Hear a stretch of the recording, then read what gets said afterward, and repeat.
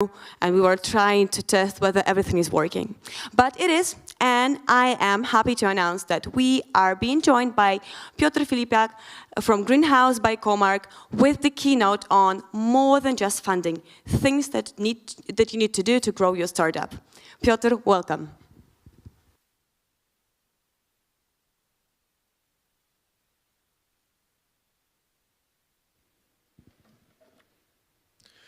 Hi everyone, good afternoon. My name is Piotr Filipiak. I work as a consulting director at Comarch, and I am also responsible for Greenhouse by Comarch, which is our corporate venture capital owned by Comarch. And the topic of today's presentation is more than just finding things that you need to grow your startup. And today, I really wanted to avoid the topic of money, of getting financing, investments, and so on. But it turned out that it's really impossible. Because according to CB Insights, more than 38% of startups' failures are connected somehow with money.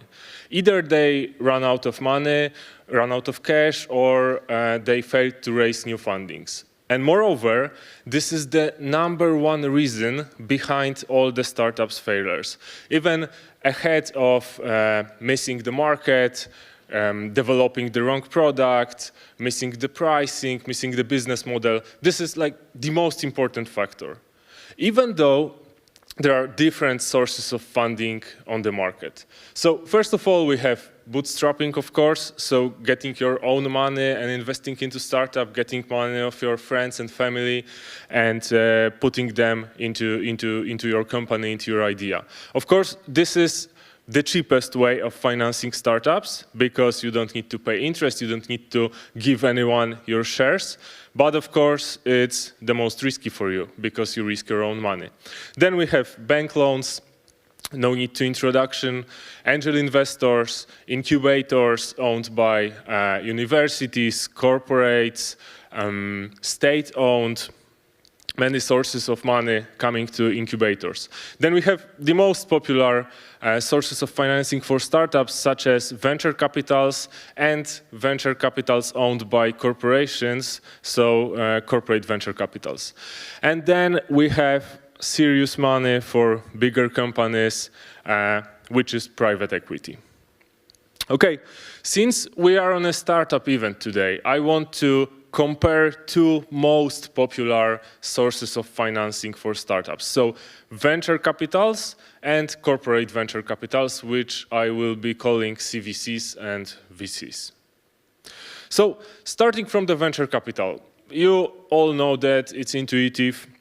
From the startup's perspective, it is an important source of getting money, especially for young companies, or for older companies just to scale up too.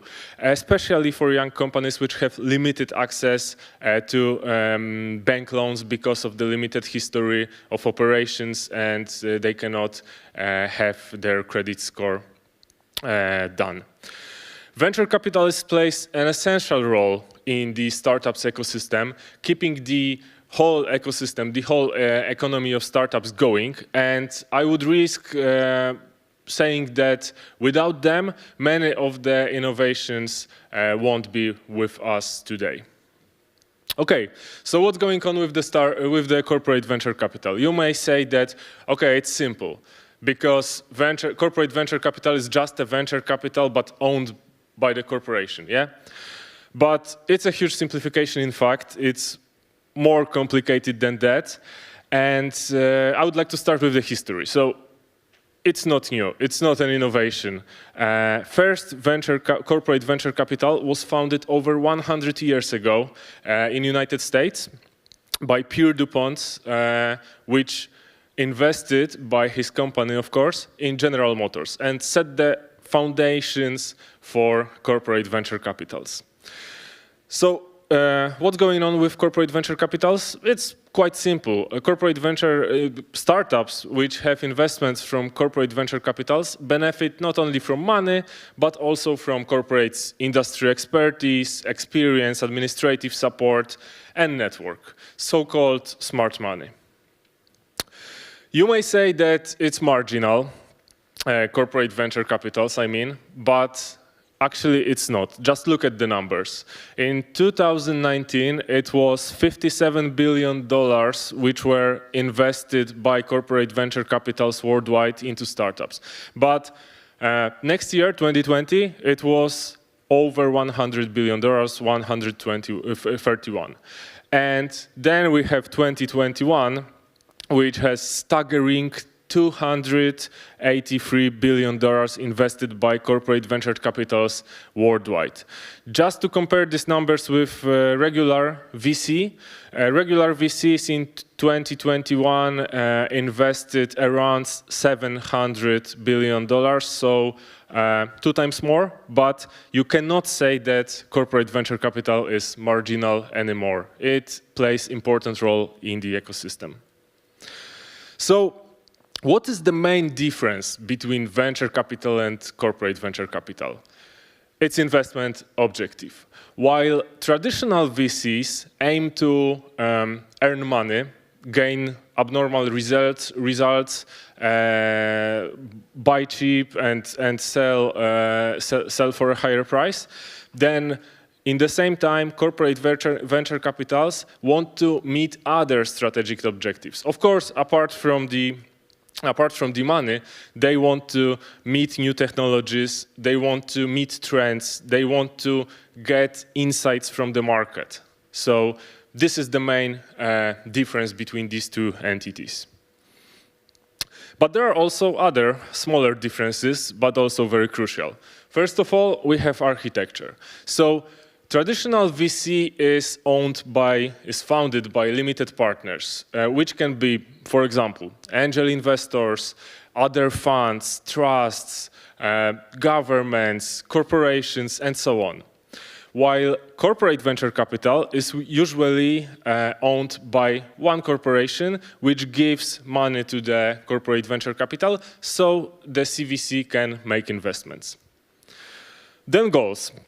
I said it on the previous slide, but just to highlight it again, venture capital strives for money, and in the same time, corporate venture capital want to meet other strategic objectives like getting in touch with innovations and market. Then we have benefits. Of course, venture capital will give you possibility of scaling, will give you network. Venture capital can sign you as a strategic investor so that it will help you to get another rounds of financing and so on. While in the corporate venture capital, you will get another sort of benefits, such as experience from the corporation, such as administrative support, such as access to customers, sales network, and so on. Then we have exits. So the main goal of VC is to do a good exit, like profitable, like spectacular. This is the main goal.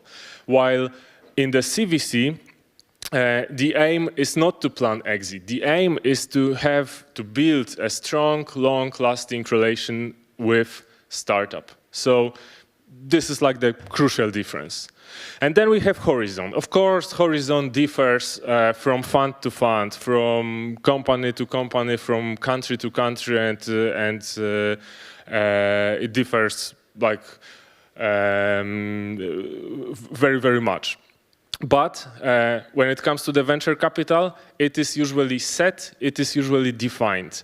And when we are talking about corporate venture capital, it's not set, it's not defined, it's flexible because corporation aims to build long-lasting relation.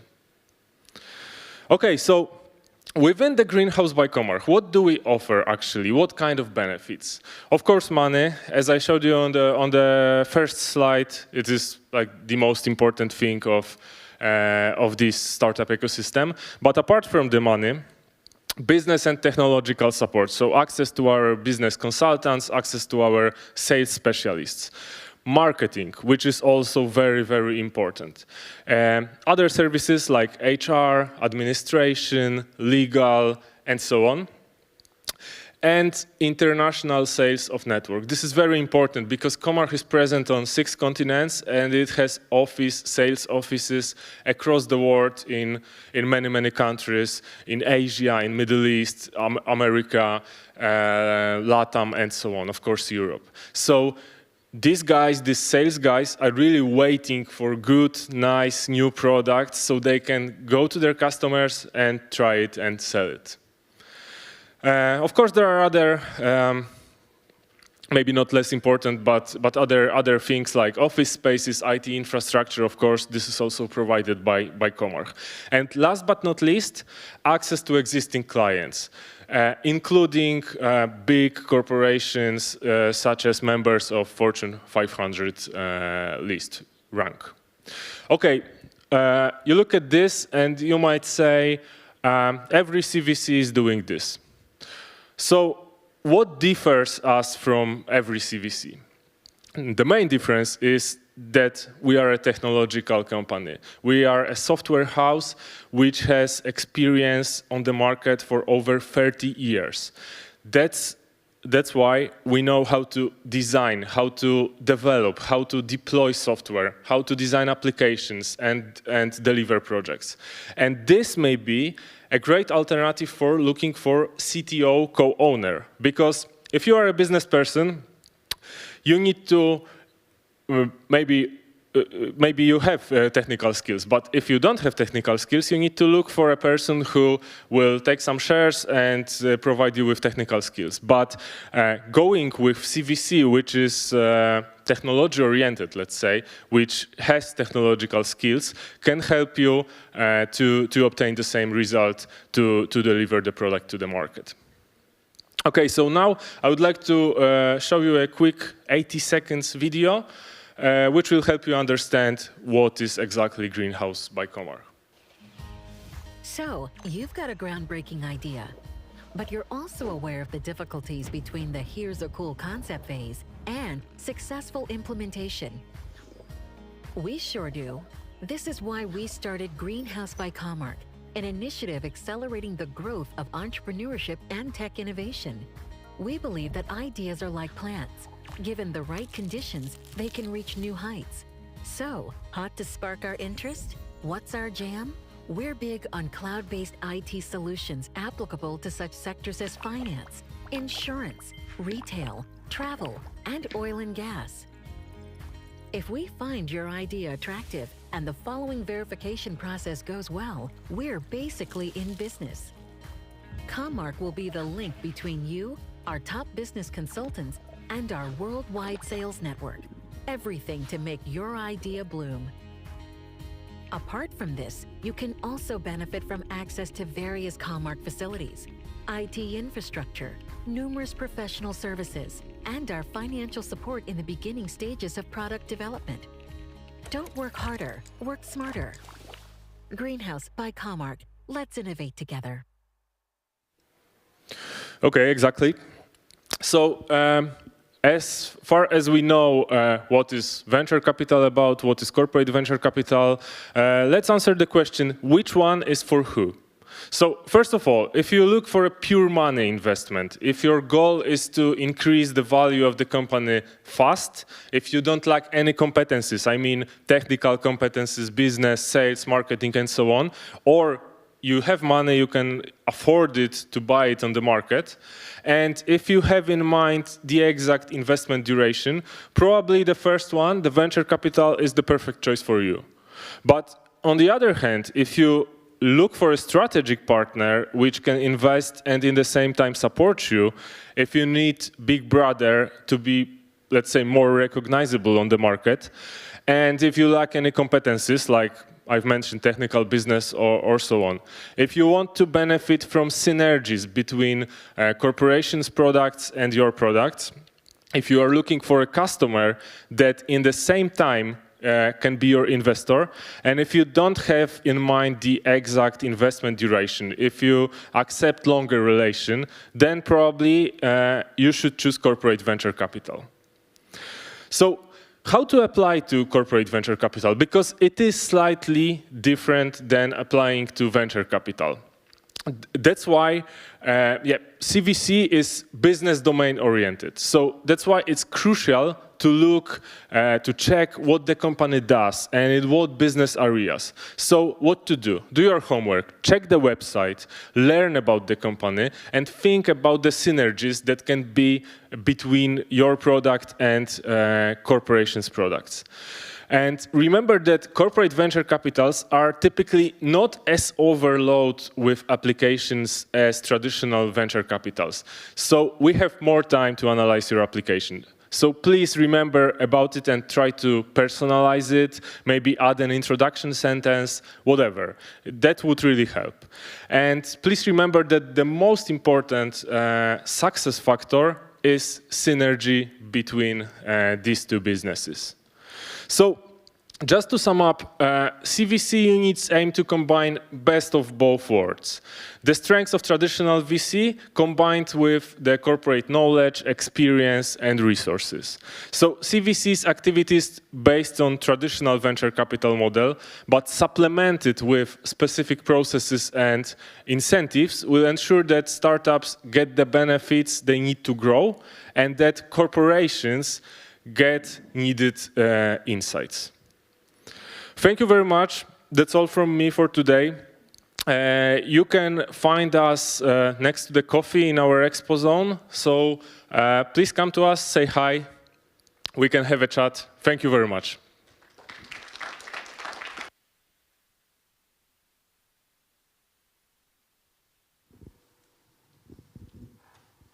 Thank you so much, Piotr, for your wonderful presentation.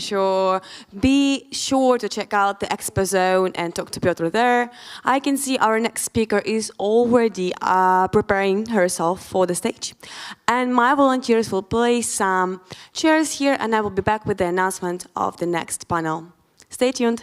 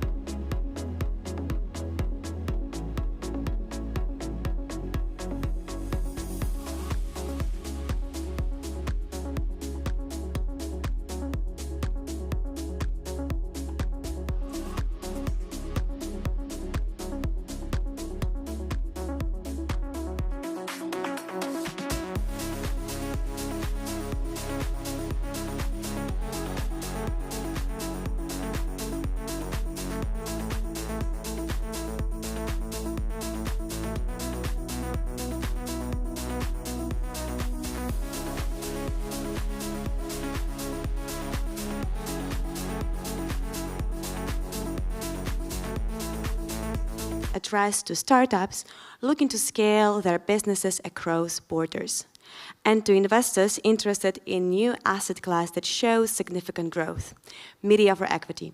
I would like to invite back on stage Diana Florescu.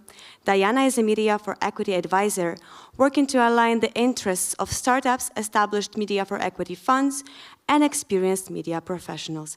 Diana, the stage is yours.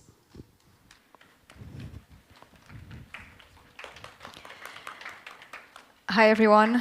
Good afternoon. Thank you so much, Anna, for the introduction. I'm so much looking forward to this panel discussion and the people that I have with me on this panel.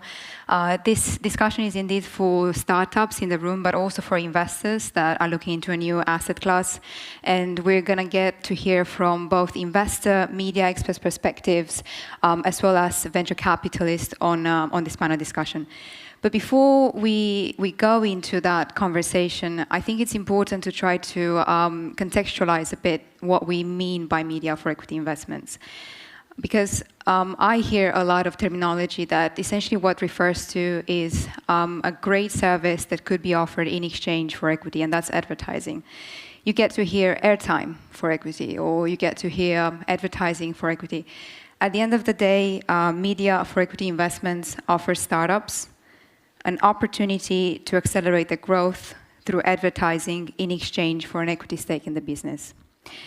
Deciding to use TV advertising can be a quite emotional decision, especially when you are in the earlier stages. You have to think about accountability, measurements, effectiveness, TV costs, and still a lot of companies believe that TV is expensive.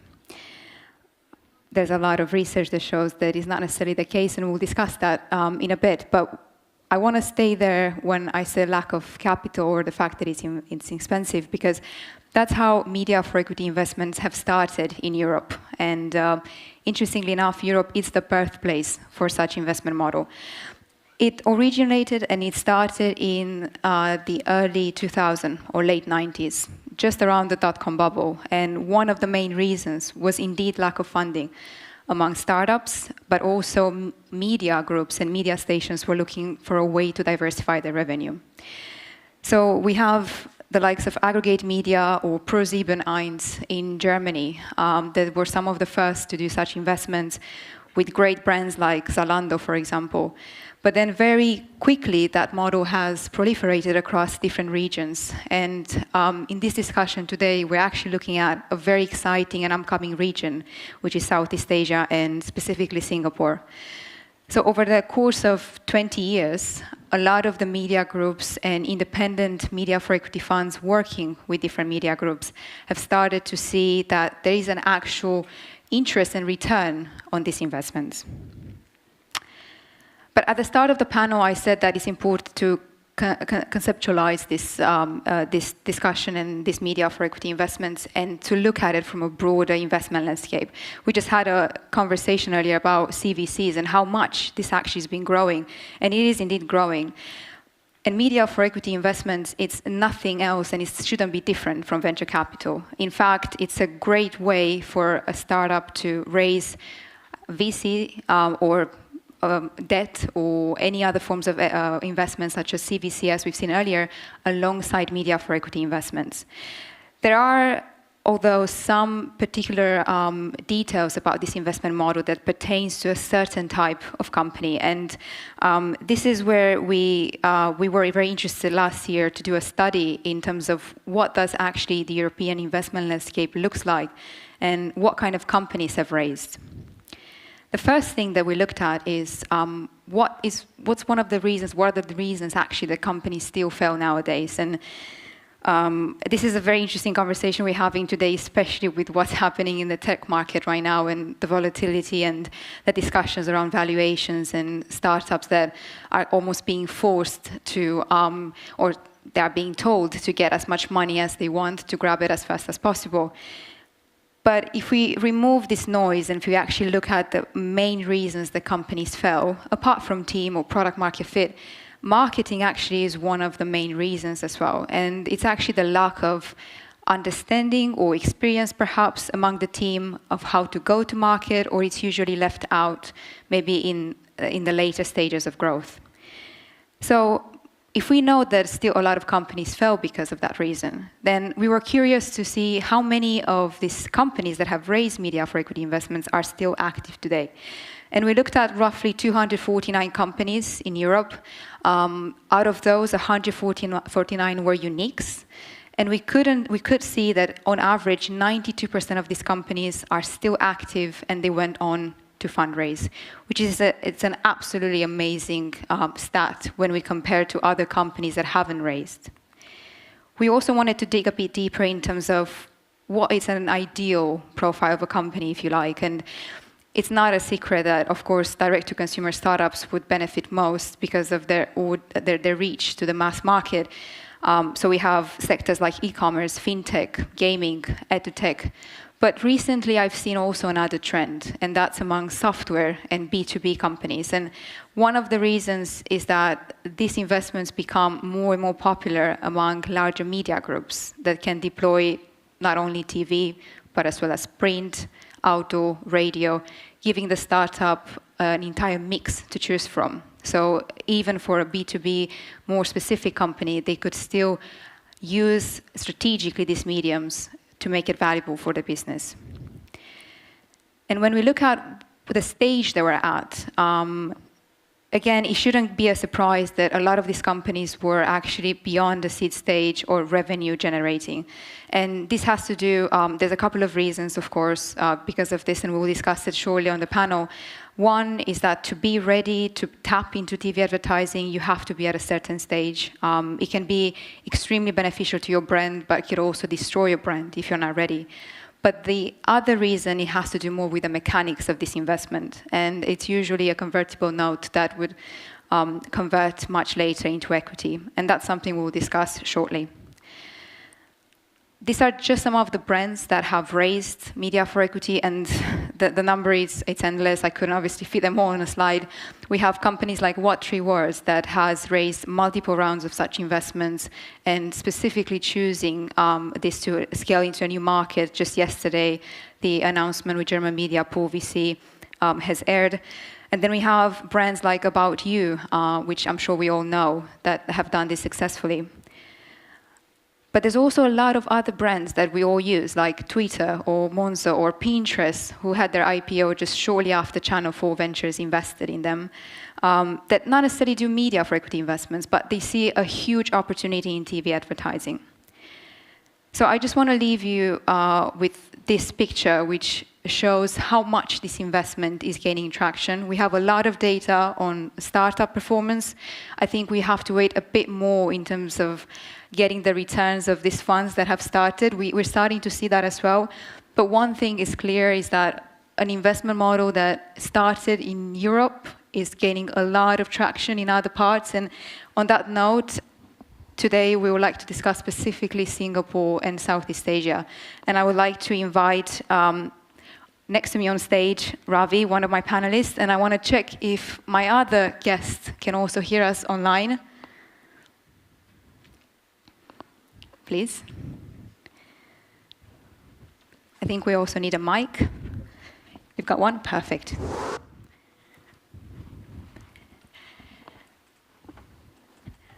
Hello, Hasnain, Shrikant, can you hear us? Yes, perfect. Perfect, great. I think we are missing one guest. I'm sure he will join us very shortly, Kelvin Tan. He did message me saying that he's having an investor reception, so he's very, very busy. Let's start with a quick round of intro, guys, and tell everyone what you do and also where you're joining from. Maybe, Ravi, we can start with you. Obviously, you're joining us from Wrocław. From Poland, Wrocław, lovely place to be in, and apologies to the guys behind. You guys have missed a good journey here. Would have been nice. My name is Ravi. I am the co-founder of R2 Global Ventures. My co-founder and I, we founded this company 2 years ago. But today it's not to talk about R2 Global Ventures. Today it's to talk about media to equity, a fund that we're actually starting as we speak. We have been media practitioners for the last 40 plus years, and we believe that this is a fantastic opportunity, a fantastic time, and a natural progression for startups to look at this opportunity and this platform to actually gain market entry into a new region like Southeast Asia, which we represent fairly well. I don't know. I think in a phone I can see. I'm not sure. Thanks, Robert. Kelvin, we can hear you. Oh, right. Hello. I think we're having a bit of trouble hearing Kelvin. Maybe we can move on to Hasnain, and we will try to reconnect with Kelvin. Okay. Right. Can you see me? Yes, we can. Okay. All right. We're just doing a round of introduction, Kelvin, and if it's possible, we'll come back to you in just a bit. And I see you have a lovely party happening behind you right there. We do have a networking session as well here. Yes. Just a small ask, if possible, to mute yourself when you're not speaking. That would be great. Thank you. Hasnain, right. The mic is yours. Hey, hi. Right.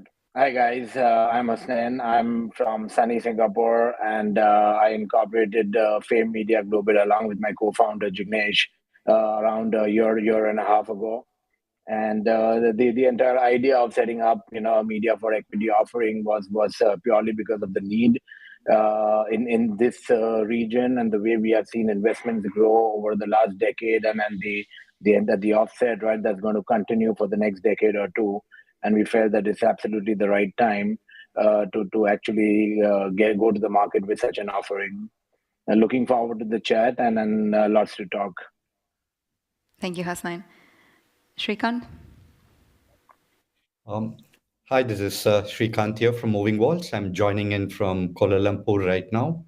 And Moving Walls is something that I founded about 6 years back with the view of bringing measurement and automation to the out-of-home media industry. And obviously, the scale-ups spend a lot of money on TV and in out-of-home. So I think I look forward to the conversation today.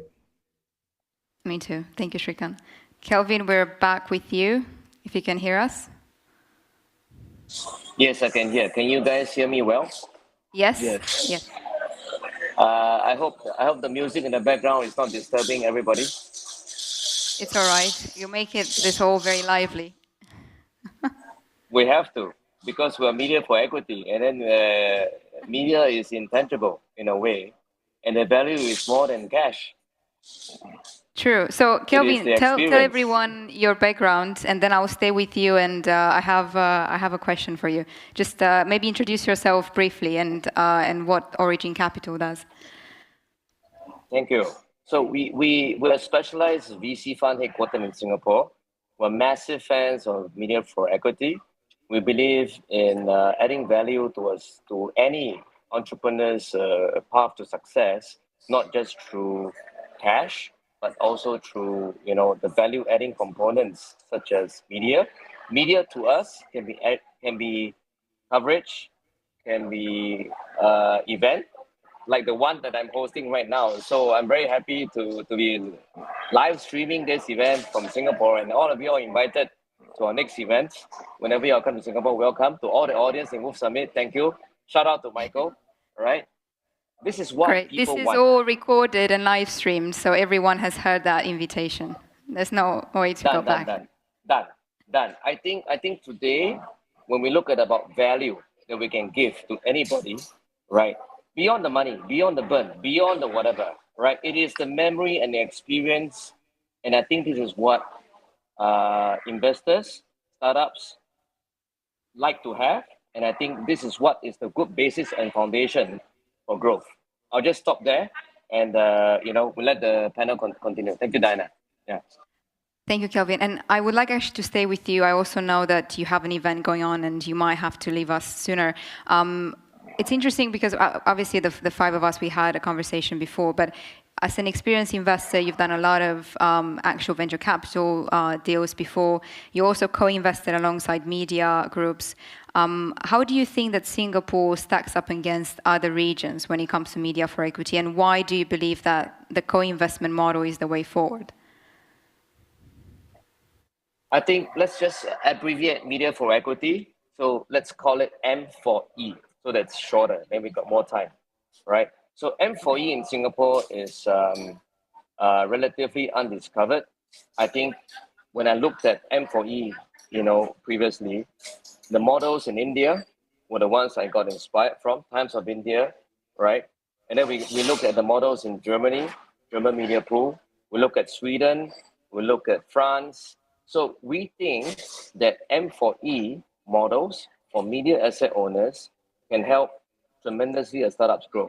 Now, we have done this for the past 3 years very successfully. Our startups have grown. We have grown 5x, 4x. As the media owner itself, we've also done about 5 to 4x over 18 months in terms of ROE. All right. Now, what does this put us next? So today, I'm collecting a mix of fiat, cash, and media credits. I want to combine this together. And I think this is going to be so powerful for any startup that you cannot say no. So to the startups in the audience, I say, don't say no. Cash is king, yes, especially today with the UST tumble, right? But queen is media. So I'll just stop there. Thank you.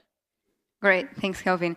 And we'll come back to what you just said right now. I think the industry, although it is developing very fast, there's a lot of things that are still in the making, a lot of ways that we can streamline that investment process and make it more standardized across different regions, using particularly the usage of blockchain and smart contracts. But what you just said, that maybe Southeast Asia, or particularly Singapore, is growing right now in prominence. I want to go back to Hasnain, because Hasnain, we connected about 9 months ago, and when we first spoke, the idea of fame was, it wasn't yet established. And in 9 months, fast forward, you are finalizing your first round of investment, and you've done so much in such short period of time. Can you tell us, and especially for the startups in the room, let's talk a bit about the mechanics and how fame works, and as well as how these media for equity investments actually happen. Sure. So thanks, Diana. I think that's a very critical and an pertinent question, right? In Southeast Asia, because we are very culturally sensitive, word of mouth plays a very, very critical role in all purchasing decisions, just like any other market or any other region in the world, right? But when we are actually considering any startup, for a media for equity investment, there are some parameters that we look and consider very closely. And I feel that the startups in the audience also should look at whether they are ready for that media for equity deal and be present on mass media. I'll quickly just share some of the points that we look at. One, the first thing that we look at is, has the startup captured at least 2 to 5% market share in their category. Do they have a critical mass of customer which would help enhance the impact of the mass media investments that happen. The second is that we look at, whether the CAC, or the customer acquisition cost, is it stable or is it increasing for 3 or 6 consecutive months? And if it is increasing, that means that, our friends at Google and Facebook have done their job, and it's for us to step in and, ensure that the brand equity and the brand credibility is built. And then that also helps these guys, the startups, to accelerate on all their KPIs, whether it's, lifetime value or their revenue goals. We also look at online engagement and whether they have a sizable social media following, because if they have that, then it's the right time to go live, right? Because there are people talking about the brand. And finally, one critical thing is, depending on the category and depending on the product or service that is being in consideration, the important thing that we look at is whether that brand or service needs any education or any habit formation or change in habits, right?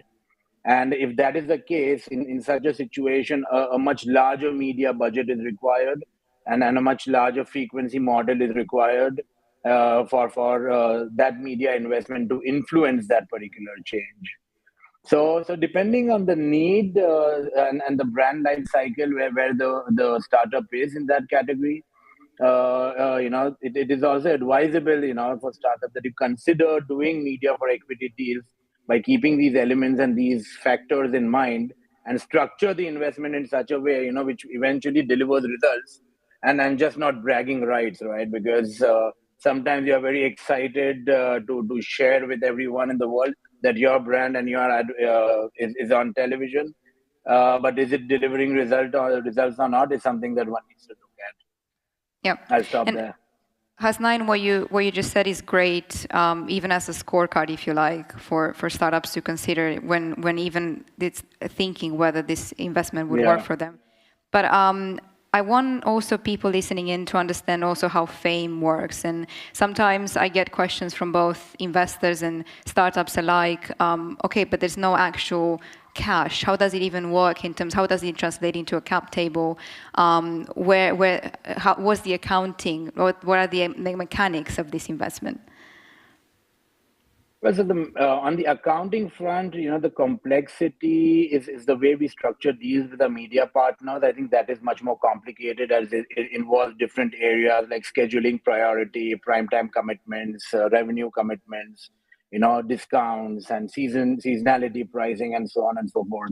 So that's the complex part. But on the startup side, this is a lot less complex, because our investments are mostly part of a larger round that is being raised by that particular startup. So the terms at which we enter the investment is on the same term just as any other lead investor would be entering. So from a mechanics from the startup perspective, I think it's much lesser complicated. The more important thing is for them to consider whether they are ready or not to execute a media for equity deal, and how are they tying up their KPIs and how do they map it with their overall roadmap. Exactly. I hope that helps. It does, and I think we know, and it's a complex question, I confess, and we know there are differences from region to region in terms of how these transactions are actually executed. And speaking of cultural differences or differences between regions, Shrikant, I want to turn towards you when it comes to advertising, and what are the cultural differences when it comes to advertising in Southeast Asia, especially for startups? I think if you look at something uniform, I think it's either fear or greed that drives everyone, right? And essentially anything that new that comes in, there is a fear because it's changing the way they do business. And then there is a bit of greed because there is an upside in participating with the scale up. So I think you look at that, I think it is uniform across the world that anything new, anything disruptive takes a while of getting over the fear and seeing the larger picture where they would benefit. So I think Southeast Asia is also probably in a very similar position where uh, media for equity is a new concept.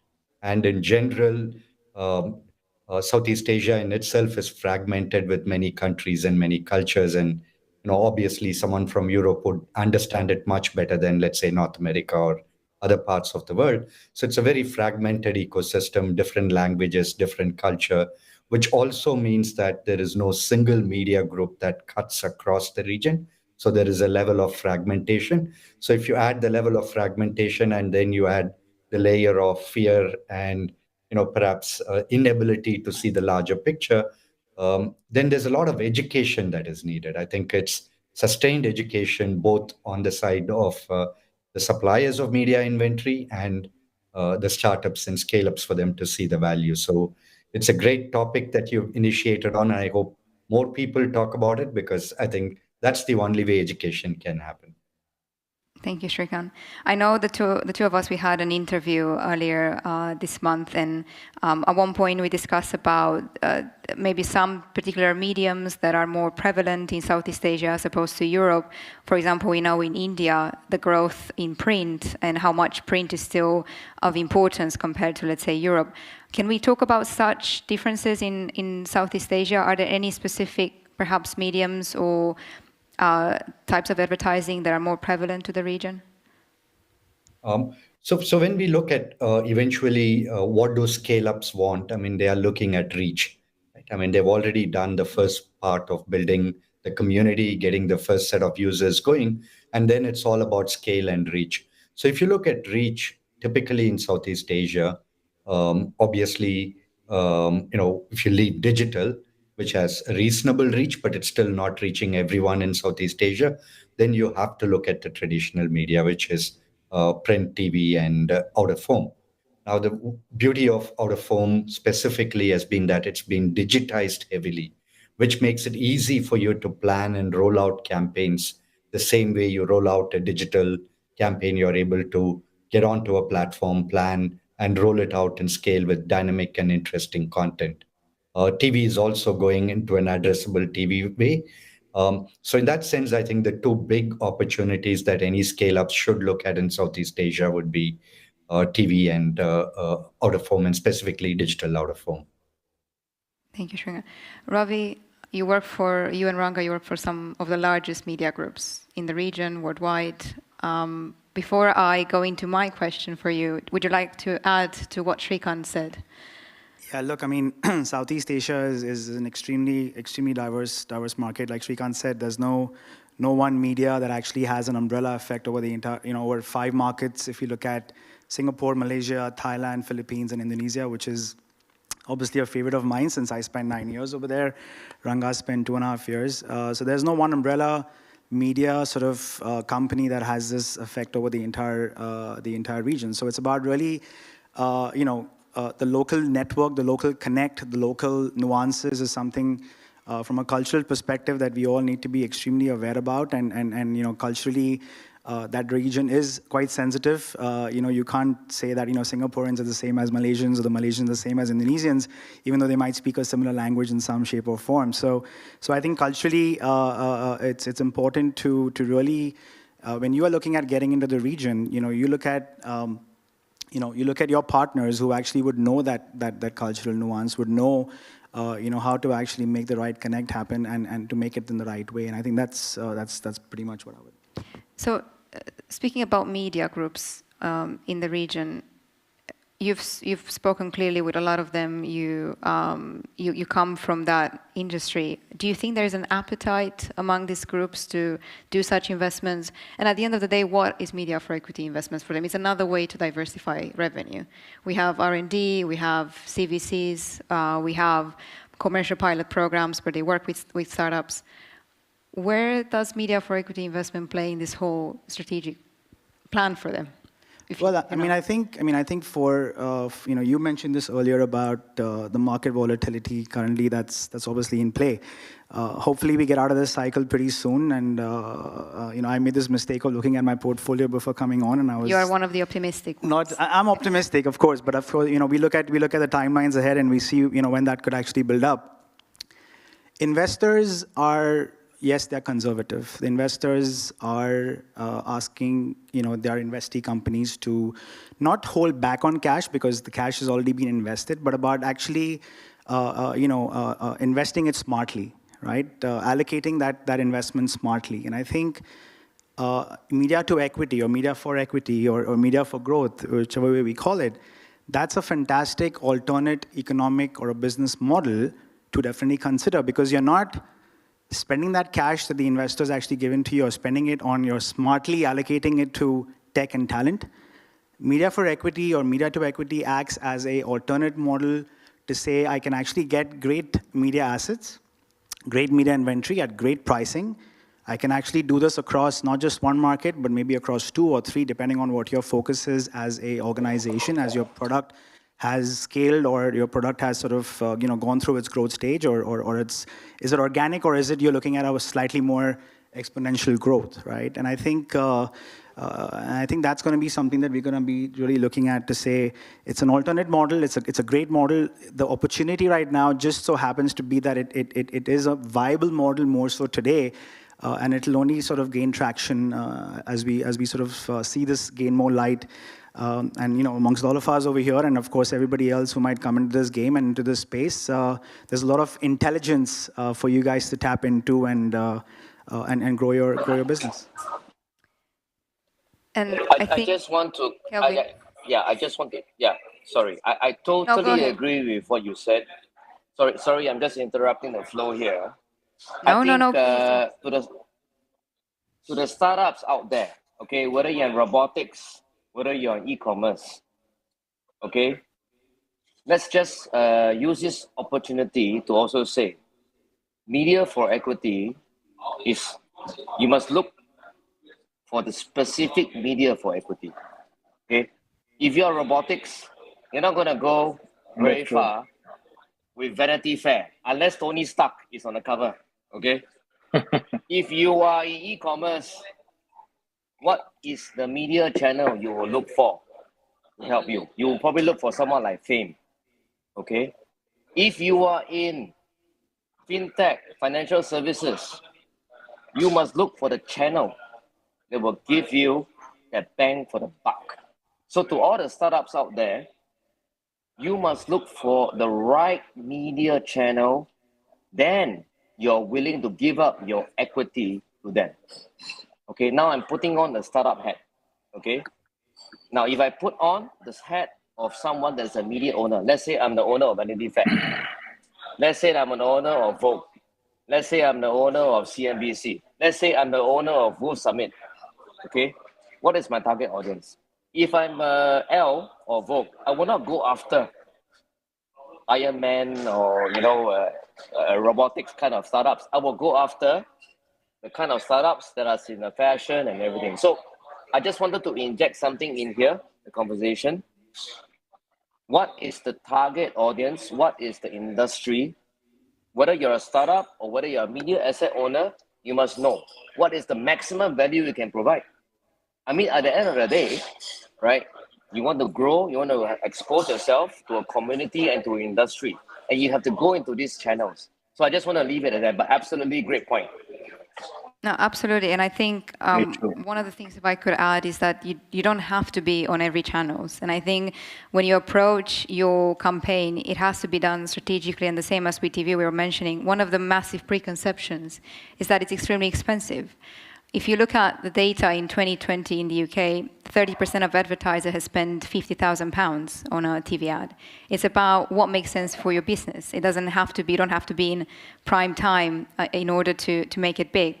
And what you just said right now, Kelvin, about these investments, I think this is where it's an interesting, and I'm sure we can go on with this debate forever, but on one hand you have, same in the CVC world, right? You have corporate venture capital funds that are established pure as a risk mechanism, right, for risk investments, targeting long-term returns, or extremely strategic that makes sense to the core business, where these companies that invest in would potentially add to the value add they already provide. And I think it's the same with media for equity investments, right? You could invest in a company for the long-term returns that you see in that business, or could potentially be part of your portfolio moving forward. Absolutely. So I have a question for all of you, and please, you can jump whichever you like. But Kelvin, at the start of the discussion, said something very interesting about where this industry is going, and I want us to wrap up in the next 5-10 minutes with this question. How do you see media for equity investments evolve in the next decade? And what do you think, actually the question is, what do you think that should change in this industry? And I would like you to think about this question also from a venture capital perspective and looking at maybe some of the mistakes that have done or some of the things that can be improved. To me, and then I will give you the floor, to me, I think there's one inherent challenge to these funds. One that they're most of them geographically restricted because of course, the way that this is structured, but also the fragmentation of media that we have across all these different regions. So I know the five of us had that conversation about where this could go. Is there a scope for a decentralized global fund, perhaps at one point? But please, I would like you to start. Calvin, you want to? Please, if I may, Calvin, because sorry guys. You know, if I may, the fact that I'm doing this right now with you guys, hybrid, means geography is no longer a significant handicap. Okay, so today a fund that's like Southeast Asia focus, Indonesia focus, or Central Eastern European focus, today that doesn't matter so much anymore. So that's the first thing I want to put aside. Number two, I feel the future of media for equity is along the lines I just said. Today, if you're a startup and then you are in robotics, you don't care whether it's robotics in Singapore or robotics in Poland. The people that look out for robotics, they're global. The same way that people that look for the next big agri-tech startup, they're global. Okay? If you're not global from day one, you cannot play the game. So then you need to look for a media channel that is global. All right? So I think going forward, geography is less important. The future of media for equity is here to stay, but I just want to add an S behind the M for E, which is specific media for equity, meaning industry focus. Okay, for example, today, we're hosting this event, all right? We only do trade finance. We only do trade finance, which is an $18 trillion sector. We don't need anybody around the world to know who we are not. Everybody comes to us. So as a media for equity, we know that we are geography agnostic. So Diana, we have to kill the geography and we have to go into the sector, all right? And this is my message, you know. If you're a startup in the audience today, you know, look for the specific channel that will help you, right? Don't discount the guys out there that can add more value than cash. Because cash today, is just a digit on your phone or on your bank account, all right? What you want is the amplifier effect that media can give you, the intangible, okay? I'm just gonna leave it at that, okay? Yeah. Ravi? Yeah, look, I think Kelvin's made a fantastic point. I think it's important when we talk about how the smart allocation needs to happen. I think it needs to happen in a very scientific way. It's not about saying that you've got a commitment from a media company in Indonesia and a media company in Singapore and a media company in Malaysia, and you just got to invest all of it because you have that commitment. I think it's about doing it scientifically. It's about doing it the right way. It's about finding the right consumer. You got to have the consumer fit, just like you have the product market fit. You have to have the consumer target audience fit as well. And you're right. You can't be in a Vanity Fair when you should be in a telecommunications publication or a trade publication or a program that potentially runs at 6 p.m. for an ad, not a 9 p.m. prime slot, like you mentioned. So I think that's going to be very critical to grow. The question is going to come around, and this is going to happen, I'm sure, across the board. How do you guys manage this in a most transparent manner, right? And we spoke about this. You were sort of alluding to this as well in your query. What is the evolution of media to equity or media for equity or media for growth in the region and across the world, for that matter? Is how do you make this more transparent? How do you make this more decentralized? How do you potentially use the tech that we've experienced over here over the last couple of days, and a lot of very interesting conversations? How do you use that tech in this media space? How do you create a decentralized platform on the blockchain that could potentially do away with any transparency questions? And I think that's something that we're not far away from getting that to life. I think the technology exists. There are enough partners that we can tap into, and Hasnain and Shrikant and Kelvin, we all know so many of them that we could actually look at how do we sort of get some sort of an integrated platform that works this best for all of us.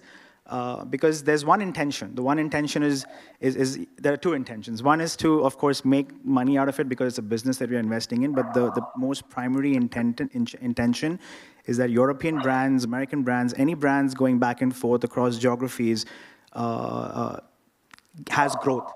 If there is no growth, if there is no scale, then this entire thing can flop. We don't believe this is going to flop. We actually think this has got great momentum and has got the roots. And I think we've also given it wings as we speak. Thank you, Ravi. Hasnain, would you like to add? Just adding over here, I feel that in the next coming years, we need to keep one point in mind, is that there are going to be a lot of second and third generation entrepreneurs, right? And I certainly believe that these are the people who would recognize the need for the value towards venture building versus only cash, and I seriously foresee media for equity as a win-win model for all stakeholders, which will be adopted eventually as a desired standard of fundraising, in the future. And it helps everyone, right? Investors reduce their risk profile, and they're adding a lot more value rather than just cash. So yeah, the future looks definitely very promising to me. And I guess even more so with what's happening right now, perhaps in the market, that media for equity could gain a lot more relevancy. Of course, everyone is perceiving this differently. Ravi here is very optimistic about the future. I don't know where Kelvin, Hasnain, Shrikant, on which part of the scale you sit, but clearly the next probably few months are going to be quite critical in terms of preserving that cash. So there is an interesting maybe point to raise, whether there is actually maybe going back to that graphic that we've seen earlier and how the model has evolved. Perhaps we would see the same traction again as in the dot-com bubble 20 years forward. Shrikant, sorry, I didn't. Okay, Kelvin, I see you want to unmute yourself. Go ahead. Go ahead. No, because sorry. I just wanted to build on what the Fame said, Hasnain. right? Yeah. Today, Hasnain, sorry. Yeah. Today, not a lot. It is a misconception to think that the entrepreneurs coming out of this part of the world need cash. It is a misconception, you know. Totally agree with you. Yeah. Today, there are people that say, Kelvin, I don't need your money, but put me on your channel. Okay? That is an intangible that is worth much more than anything else. And my hope is that Wolf Summit next time, people will say, wow, Kelvin, I don't want to have your money. I want to have the entrance and ticket to Wolf Summit. I hope Mike is listening in as well. We'll have a follow-up conversation afterwards. Yeah. That is the goal we go towards, because it is at Wolf Summit, you meet the people, you get your deals done and everything. And it is beyond the initial cash that you require. That's why we need. That's why we need that platform. That's my hope. That's why we need transparency. Shrikant, I know we didn't. I have to just. Yes. I have to just go. Thank you very much. I'm sorry Thank you, for Kelvin, cutting for this being short. with us. Thank you very much. Yeah. You're all invited. Okay, guys. All invited. Okay. I'm coming after this call because I'm the only one in Singapore. Yeah. And now you live only. You have to come. Just take a Grab or Gojek. Come over. I'm here. I'll text you the address. Okay. Done. Okay. See you. Okay, I think my team also considered that we are done completely. We lost the guest. This conversation was, I loved it. I hope you had a good time as well, Ravi. Thank you so much for listening to us. And if anyone here is interested to chat further, sorry for the abrupt ending. Ravi and I, we're here, happy to answer any questions you have. And I hope you enjoy the rest of the evening. And I will see you at the networking party in a couple of hours. Thank you. Yep.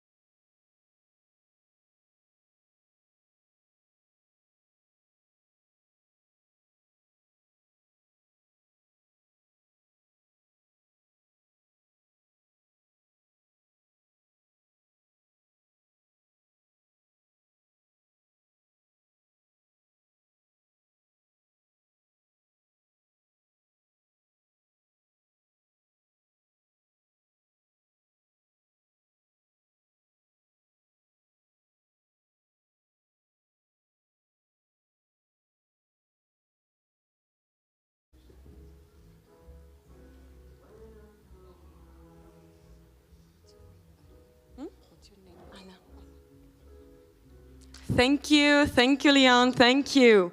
We are back, and you may think that not a lot have changed, but we women, men, non-binary people, we have our aesthetic preferences. And we think that it looks actually better than just one chair. Yes, we do. And let me introduce to you Irina Oboshtarova. You probably already remember her. She's been here before. I guess yesterday, was it yesterday or the first day? It was yesterday. Yesterday, so I was right. Okay, Irina Boshtarova, the co-founder and CEO at The Recursive. She will be moderating the panel on local talents and global success. Let's hear her talk. Thank you. Hello, everyone. Happy to see you again. Thank you for joining me. But I'm not going to be alone, so I'm not going to do a keynote. I will be here with 3 speakers who unfortunately weren't able to join us in person, but they're already here online. As the title suggests, we will be talking about the potential for engineering talent and R&D in our region, in Central and Eastern Europe. According to McKinsey data, the growing talent pool in CEE equals 6.6 million, nearing the size of the talent pool in Germany. The region boasts good primary and secondary education systems, as well as around 200,000 graduates in the STEM subjects, so science, technology, engineering, and mathematics. Many of these talents often take global work or work for global companies based in their own home countries. And still, the region is fighting a very massive brain drain trend, which has been going on for probably around 20 years now. Here with me on the panel, I have some guests, and I would like to explore how are the new concepts for work from anywhere, hire from anywhere, now maybe reversing this trend for brain drain and turning it into brain gain. And how is the outsourcing of strategic R&D by such companies, global companies, now affecting the preferences of talents to work from their home countries? My name is Irina. I'm the co-founder of The Recursive. And here with me, without further ado, I would like to introduce you to our 3 panelists. First of them is Mergim Tahani, who is the founder and CEO of Giraffa, one of the fastest growing tech companies in the Balkans. Mergim has a background in computer science. He has taught young tech talent as an adjunct professor. His company Giraffa has grown nearly 100 employees with offices in Albania and also Kosovo. And last but not least, Mergim is the president of the board of governors at the American Chamber of Commerce in Kosovo. Here with us today, I'm very happy that she's here, is Diana Stefanova, who is the vice president regional community strategy at VMware, which is currently in Sofia, which is currently the biggest IT company operating in Bulgaria. Diana has a solid background in finance, expertise in strategic and business development of both startups and global companies. Currently, she is also partner at the venture capital fund Brightcap Ventures in Sofia and has supported and mentored numerous startups in the Southeastern European region. Last but not least, here with us is Dušica Lukic, who is the co-founder and product manager of Joberty, a Serbian startup that helps developers make better career decisions. Having recently expanded to the Romanian market, Joberty allows employees in the IT sector to freely share their work experiences and IT companies to find relevant candidates for their jobs. Dušica is passionate about increasing the transparency of rapidly growing and evolving IT community. Welcome, everyone. I hope that you will have a good connection as well. Before we move to... Hi, Hello. Irina.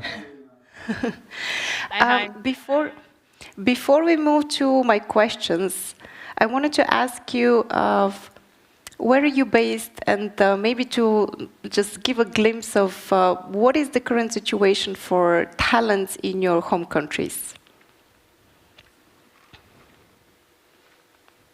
Mergim, would you like to start? Please do. Yeah, sure, absolutely. Hello, everyone. And Irina, thank you so much for the invitation and the organizers of Wolf Summit. I'm so sorry we are not there with you. We really wanted to be there.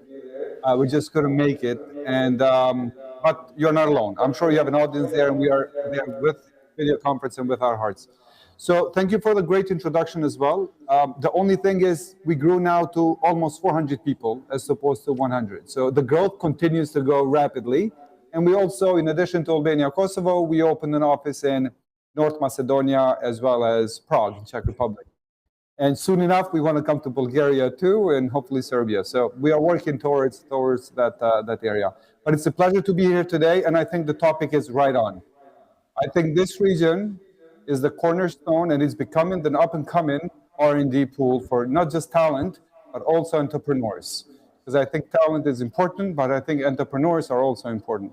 So looking at this region from certain success stories that I would like to dive in deeper as we move on, our strategy and how other companies are doing it, I believe it's a story worth sharing and discussing, especially because a lot of global companies are not very much aware of the region the way they should be. I think the perception should be right on with the factual situation in this particular part of the world, which I think we have so much to add to the global innovation ecosystem. So I think the topic is right on, and I cannot wait to dive in deeper into more details.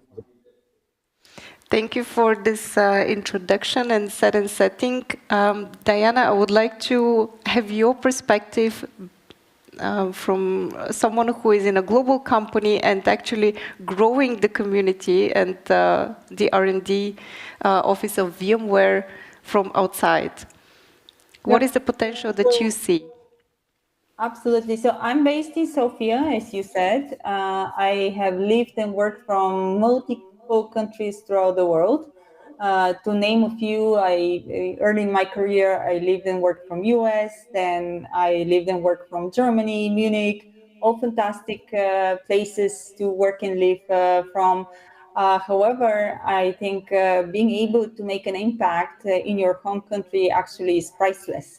So I have been returning every single time, and I see that making a difference, making an impact, leaving a trace is what actually inspires me.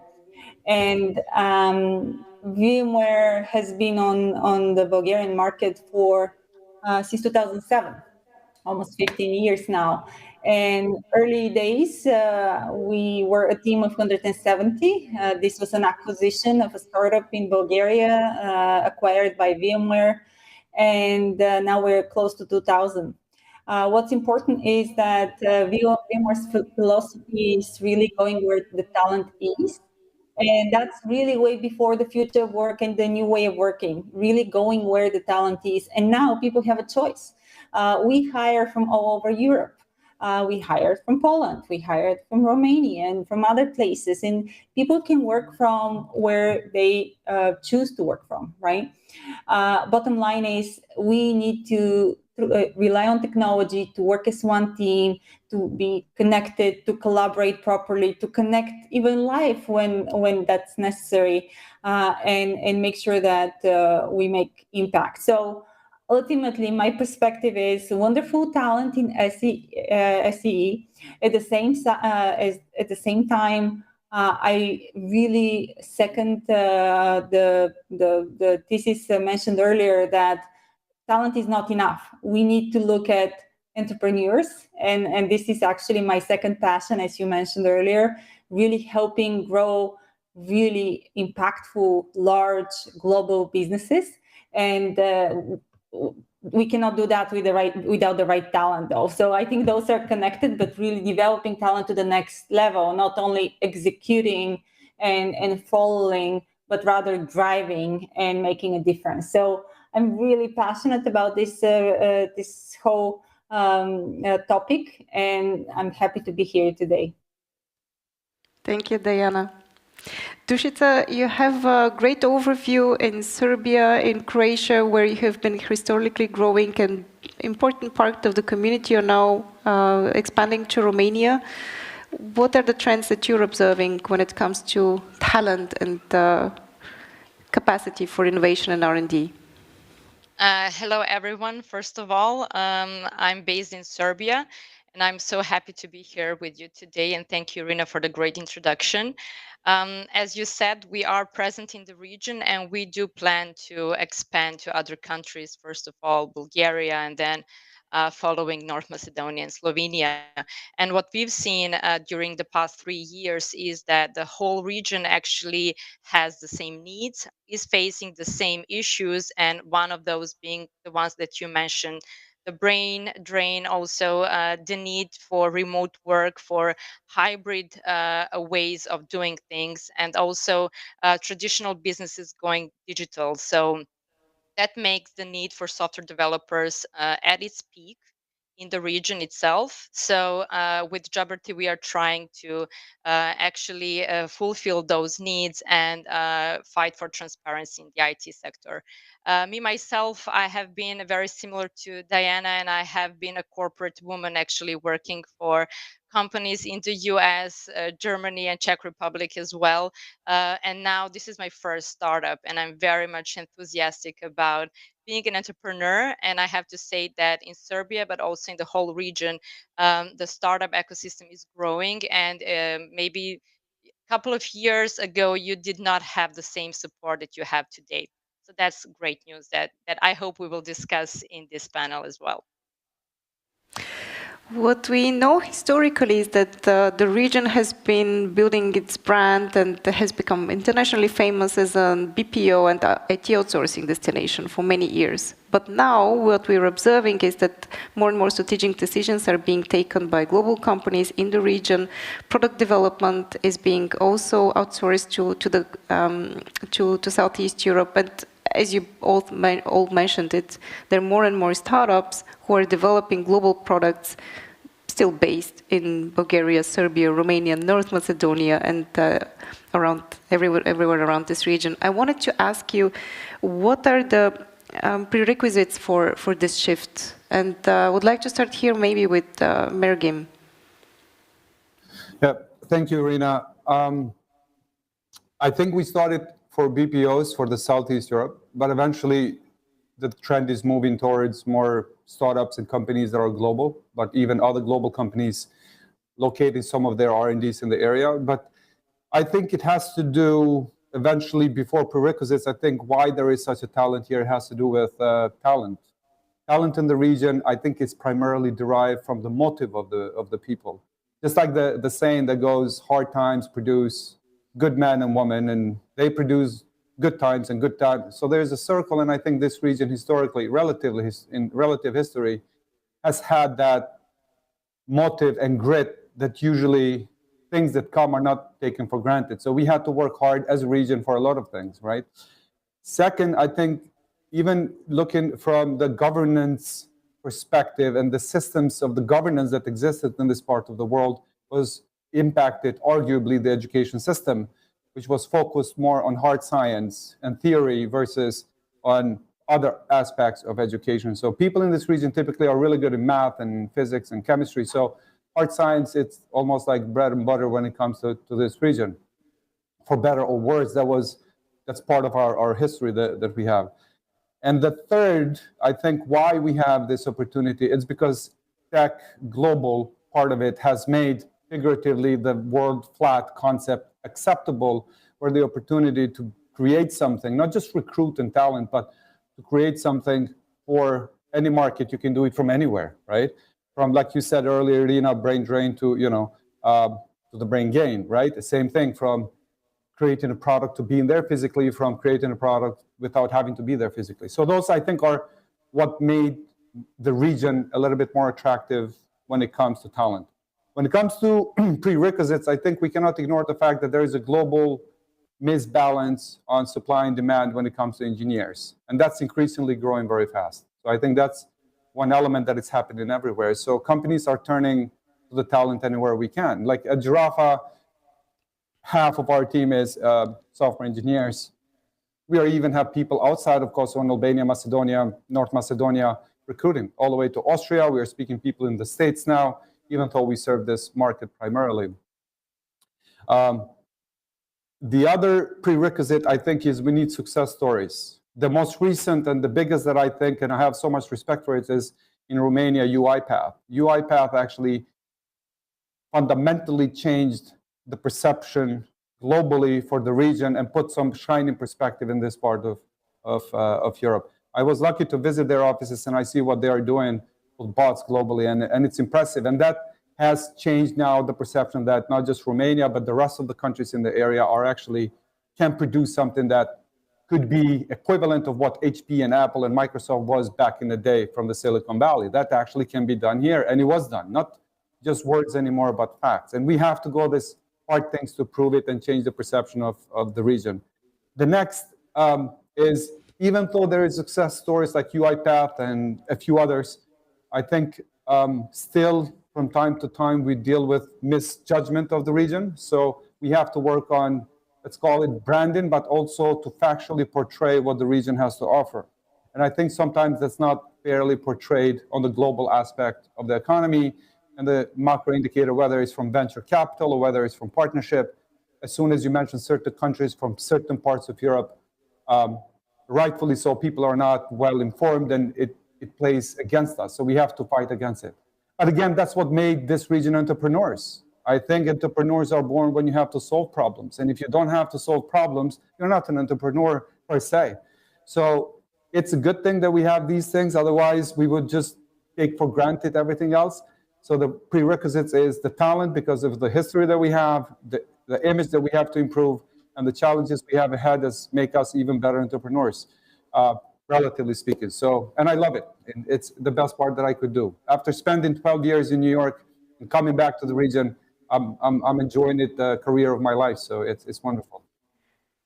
Mergim, it was actually a wonderful keynote. I should have left you during the panel, maybe just yourself. I think you summarized it quite well.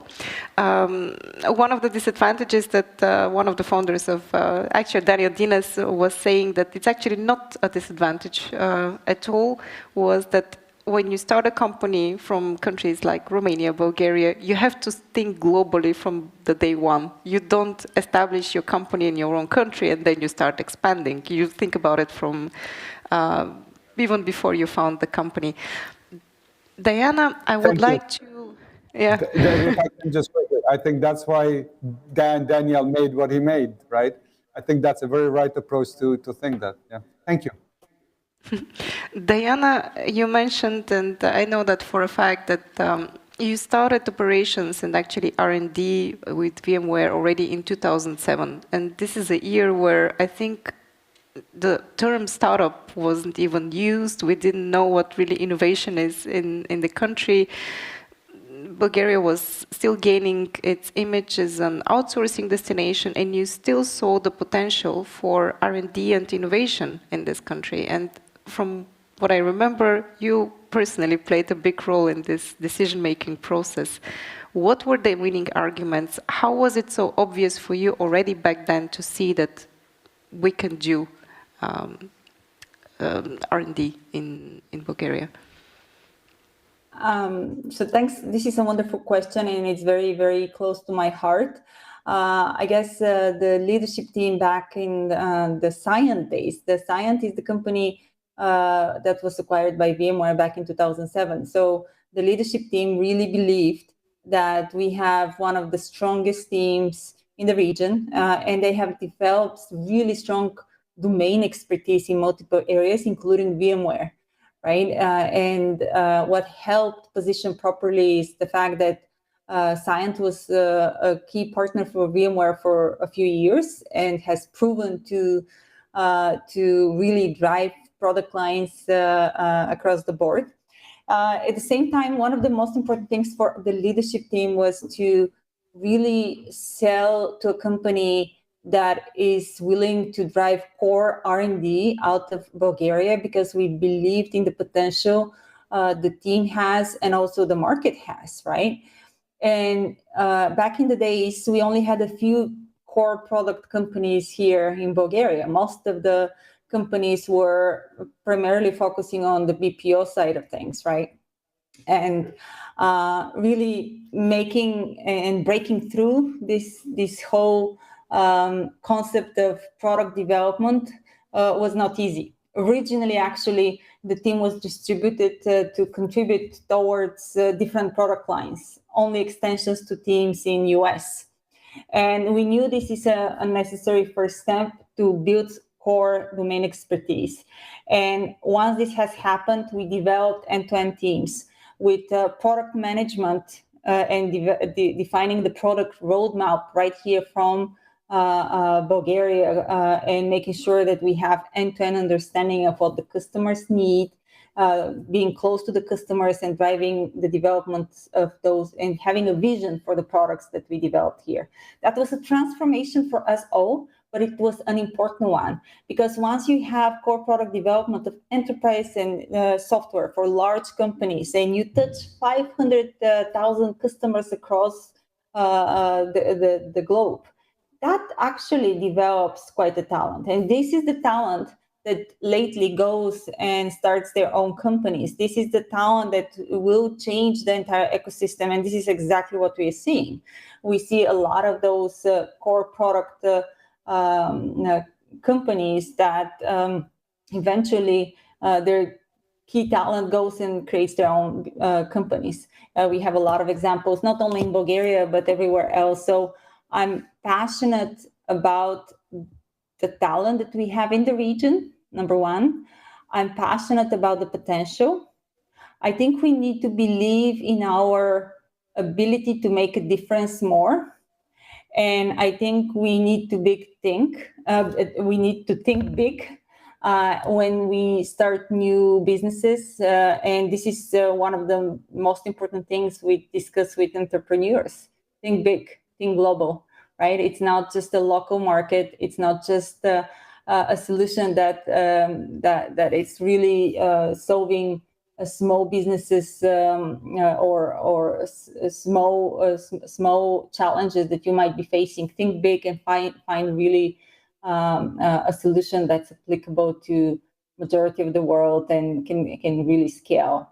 So it's a journey. It's a journey, and we as a region have developed big time.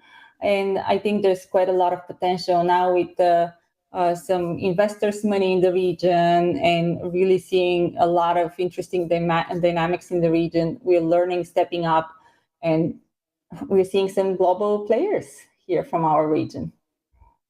It's great to see you to hear that this investment of VMware is actually having this systemic effect, that there are companies who are being now founded by former employees of VMware, exactly because they touched on the environment where they work on global products. That's actually amazing.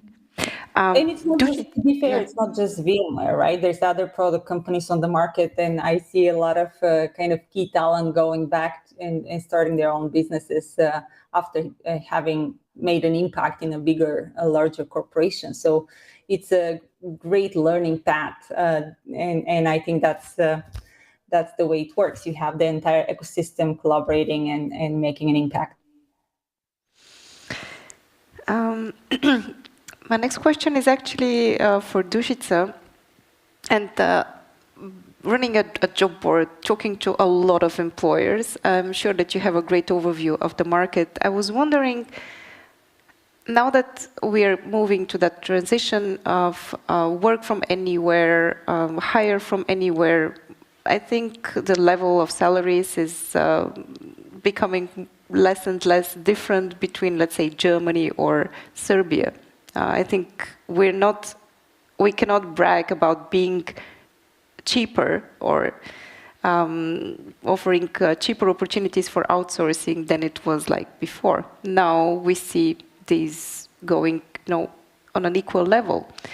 So in this sense, if it's not cheaper, what makes talent in Southeast Europe so attractive in comparison to, let's say, talent from the US or maybe other parts of the world? Yes, it's true. As you said, the trend goes that the salaries will go equal, but there are several factors and several reasons why an international company might think to hire engineering talent from the SEE region, and some of them being already mentioned by Merjim. I would say firstly, it's the high quality educational system when it comes to STEM related programs, and the fact that engineers enter the labor market already showing top-notch skills and expertise and proficiency in the latest software technologies. And that's remarkable that the first job you land, you're already ready to contribute to the industry. Secondly, I would say that there is no language barrier. These countries in the region, they promote multilingual culture. So from the very young age, kids in elementary school learn one or two even foreign languages in addition to the mother tongue. So engineers fluently speak and can make conversations in English language, but also they are experienced with communicating with international clients because, as we know, we have a lot of companies doing software outsourcing in the region and also a lot of freelancers and contractors working for the US companies. I would say the third thing would be that you get a very good value for money. So even though it is affordable costs for you in terms of that the salaries might be the same, the value that you get is really significant. You might not notice at first, but long term that becomes an evident thing. And I would say that the countries in the region and their governments are doing their best to create a legal framework for supporting and promoting IT industry and the startup ecosystem, so that we see now trends in a lot of international companies actually coming to the region, having R&D offices and hiring engineering teams. There is around 350,000 developers in the southeastern Europe region, and when you add to that the high quality educational system, that the proficiency in the English language and good value for money, that is actually a significant talent pool base for anyone wanting to invest in this region. But as Merjim said, I think there are some factors which might not be so evident to everyone. And that is, first of all, the history of the region and the fact that we did face hard times. And we are known as I would say, fighters and people who will endure challenging situations. So I believe that also we care a lot about this social moment. We are recognized as being very good hosts. We are friendly and open to connect with people from abroad. And when you translate that to development teams, that actually makes the fact that we care a lot about the team we are in and the teammates. Um, Something that we hear a lot from the companies having offices in the region is that these bonds that are created between the team members is something that is long lasting and not so easy to replicate. And the fact that you're willing to go an extra mile or even sacrifice your personal life for your team members is something that is just remarkable and unique for this region. So I would say these five main things is something that makes this region definitely tempting for anyone willing to open an office here as a global company. Thank you. I'm not surprised when you speak about loyalty. I'm observing the same thing in my team. And despite the fact that we are distributed, somehow this emotional bond is still happening. And it's very special. It's something which I find personally very rewarding. But speaking of skills, so doing products and, having or developing this product mindset, it involves also certain soft skills. And having our long tradition in the STEM subjects in engineering, it doesn't necessarily help us develop the soft skills necessary for management of product teams, thinking creatively, being empathic with customers, and so on and so forth. So in this regard, I would like to ask a question also to both Mergim and Diana. What about the role of those soft skills and the growth mindset, the product mindset that we need in order to truly establish ourselves as innovation hubs? Are they there? How do we develop them? At what stage we are? Mergim, would you like to maybe start? Or ladies first? Let's, Diana. Yes. First, I can start quickly. You're spot on, because really the soft skills and developing soft skills have not been an easy task for us all over the last 15, 20 years. It's not something natural, and something that usually in the US culture you would call politically correctness, and having the ability to react properly in different situations, to not overreact when we have to, because we are all kind of fire people. We sometimes could and can and should maybe overreact, and it takes a while, because our school systems, at least for Bulgaria, but I think it's probably relevant for the entire region, have not been back in the days really producing talent that had all of those soft skills natural, including even the teamwork. The teamwork probably was the easiest thing for us to overcome, because as Dušica was saying, naturally we're very social human beings. The loyalty piece. In fact, there was a study that Eastern Europeans, specifically for Eastern Europe, it was specific, are probably one of the most loyal, they have the most loyal employees in the world to their employees if they're treated properly, because they're ambitious, right? So they're ambitious, they would like to advance their career, but if they're treated properly, you would not change jobs just for a little more money, right? Typically that loyalty is something very typical, culturally typical for us all. So the social piece, the working in a team, was the easiest one for us to overcome, right? Although all the Western education systems for many, many years taught that at school. Even in early elementary schools and high schools, you would typically have this as the way of developing projects. So, but everything else, really, the business thinking, the business development, working properly with customers, and all of the other soft skills take a while to develop.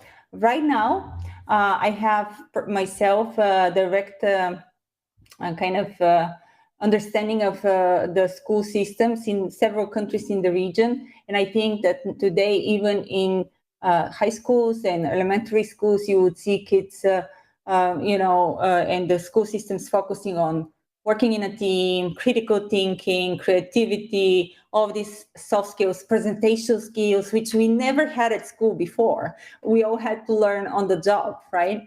And all of those are important, and they're part of the education system. So I'm very positive in terms of what the future holds for us. But really, in the early days, we had to develop that internally. Once we get people, we really get them to go through different trainings. We lead by example, and we learn fast. We're fast learners, so I think we're getting there. Happy to hear that you're so optimistic. Mergim, you had your education in the States, so I guess you can have also the other perspective with the good management skills, good presentation skills, and now after you returned back to your home country, I guess it was a bit of a culture shock, like, okay, these are not present really there, or was it different? It definitely was different when I came back, Irina. But I think I would divide the soft skills, if I may, for easier of comprehension and to articulate it better, I think in 3 categories. I would divide it in growth mindset. So that's the grit. How do you think on the growth thinking? Then I would call it something soft skills as in communication, product design, writing, and so forth. And the third group, I would call it on leadership skills, and that is people management, recruitment, client relations, the culture, right? So in these 3 aspects, because I think doing relative comparisons or providing feedback to them as a whole will be unjust, and I think it differentiates in those 3 aspects. So when it comes to growth mindset and grit, I think it's one of the most critical points needed to succeed, in addition to having talent. Just like the saying in the States that goes, hard work beats talent any day of the week and twice on Sunday, right? So I think growth and mindset exists here in a certain way, but in order for any of that mindset to exist, people have to be exposed to the opportunity and the possibility, right? I started liking football once I start watching football and I see certain people win and hold the cup. So you get inspired by seeing things forward. So A lot of these regions sometimes have not been exposed to what is possible. So I think that's one. Region, as much as it's exposed to the possibility that you can make a company from any of these countries and be listed in NASDAQ or New York Stock Exchange in New York City, and if that is possibility, if we can imagine it, or if we get exposed to it, and I think that's very, very important to have that mindset. Often, we are not exposed to such opportunities, and I think that's changing now in time. In terms of soft skills, it lacks a little bit more because, it's not, the region is not perfect. We might have great talent in software engineering, but in soft skills, it lacks a little bit because of hard science focus that we have had over the years. But that's not a bad thing, right? Because with the globalization of the teams now and the information being accessible online, very easily we can get up to date and we can learn them. I mean, writing a proper email, critical writing and thinking, something that can be learned. It's so important, absolutely, but it can be learned in time and it will complement perfectly the other hard skills in computer science or software engineering or creativity. On the third part, leadership skills, that's where was my biggest difference or delta relative comparison from the United States. In the States, I used to teach here too, and I worked for corporate in America, and so I was here as well. And the biggest difference is, and eventually I came to learn that leadership style in the United States is more individualistic based, right? Versus this region, culturally, it's more group based. This is more family-oriented culture versus the other one is more achievement on the individual level. It's an academic paper that elaborates this very, very well. So it's not bad per se, it's just different. Knowing how to utilize the advantages of these leadership skills that exist within culture, it's what's exciting and an opportunity. Because often you can motivate a certain person for a certain achievement with certain KPIs and rewards in certain region, individualistic based ones, versus on the group ones is more about shared purpose within a group, shared purpose within a family. So it's a different way of how you can get together people to do something. It's not necessarily one bad or one better than the other. I think it's just different. And this region is providing that. However, and to close my opinion, these differences are actually diminishing as we are moving forward and working together. We constantly keep sharing the same thing. And here's one sign how we do that. We are using the buzzwords with one another regardless where we are working. We know what it means. We use Web3 and we use certain things that otherwise, make sense. We all know that we should launch a product. If the product is perfect when you launch too late, like Reid Hoffman said. I think that's shared across all entrepreneurs and talents all over the world. So that difference, it's getting diminished day by day. But the core difference, I think it's family-oriented culture in leadership style versus more individualistic in the western part of Europe or the United States. Thank you. Thank you, Mergim. Because we're running out of time, I think another example of how do we use the same terms is by us having panels like this, which are regional, where we exchange and we actually start to speak about the same things and the same challenges and think of solutions of how we can overcome them together. I wanted to ask you if you, maybe just with a yes or no, do you see the brain drain reversing now? And I'm going to leave, I'll have to leave the stage. Dushita, I guess you have good numbers. Do you see that reversing? Are they good news or no news? Yes, definitely. I think that they are reversing, that the news are good. The trend is not so evident at the moment, but we are getting there. I would also say that the companies are now maybe shifting mindset, whereas they were thinking that the salaries is what drives people to work for certain employer, whereas now we are focusing on other things as well, such as projects, products, teams, company culture, learning opportunities. And once we have reflected on those and realized people are recognizing, and we do see that the numbers are going up, and that's great news. Diana, Mergim, very short. Is it reversing? Are we gaining talent already or still losing it? Sorry, I was on mute. It's difficult to say. I think our whole concept is changing in terms of going where the talent is. So maybe it's not about really getting people in the region, but just getting people to work for companies in the region is probably the right mindset. And I think that is changing the way we look at talent globally. So I think that trend, the future work trend, is something that is probably going to help big time.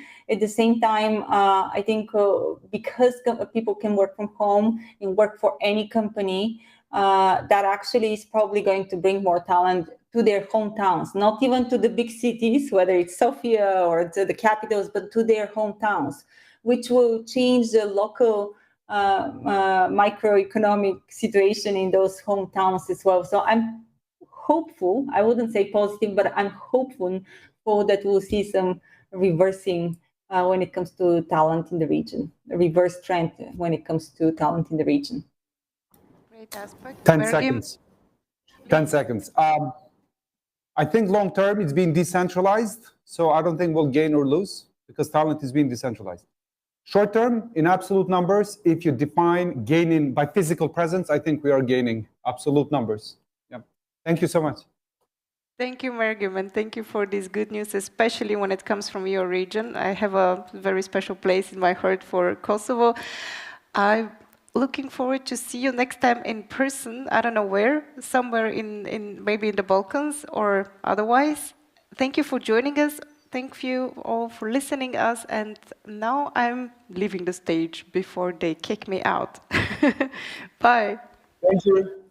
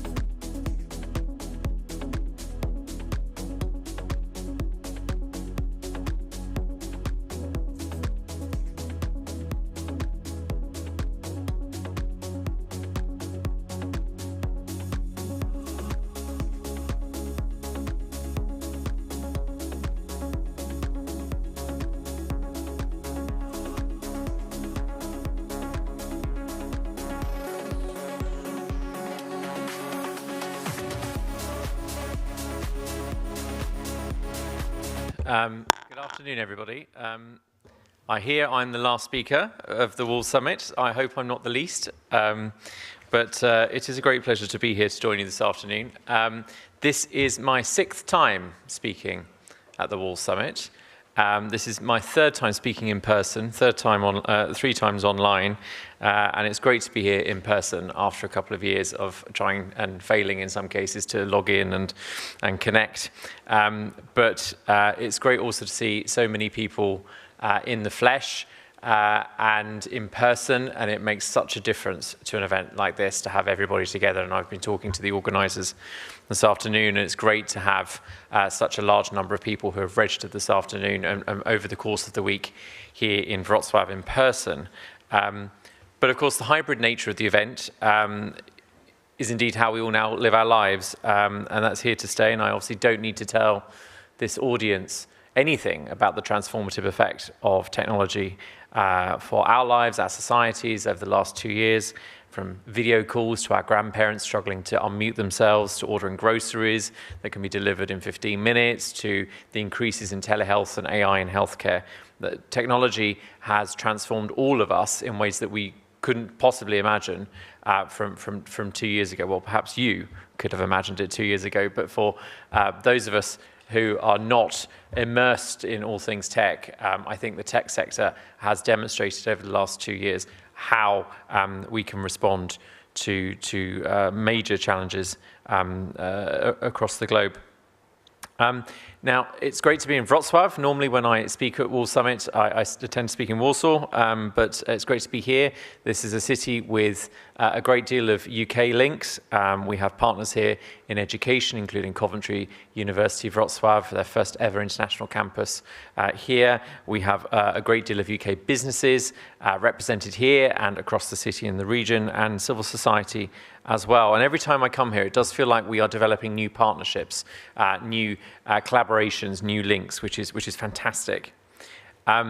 This is, of course, also the first time that many of us may have come together since, of course, what has happened in Ukraine. And before I get on to the main topic of my conversation, I just wanted to kind of reflect a little bit over what I've seen already in Wrocław since being here today, and indeed across the country. I've made a number of visits around the country in the last few weeks, and the response of the Polish people, Polish society, has been magnificent, from volunteers at train stations to reception centres to, of course, the generosity of people giving up their spaces, giving up their homes, and donating food, pet baskets, whatever is required to support Poland's guests, as President Duda says, that have joined us from Ukraine.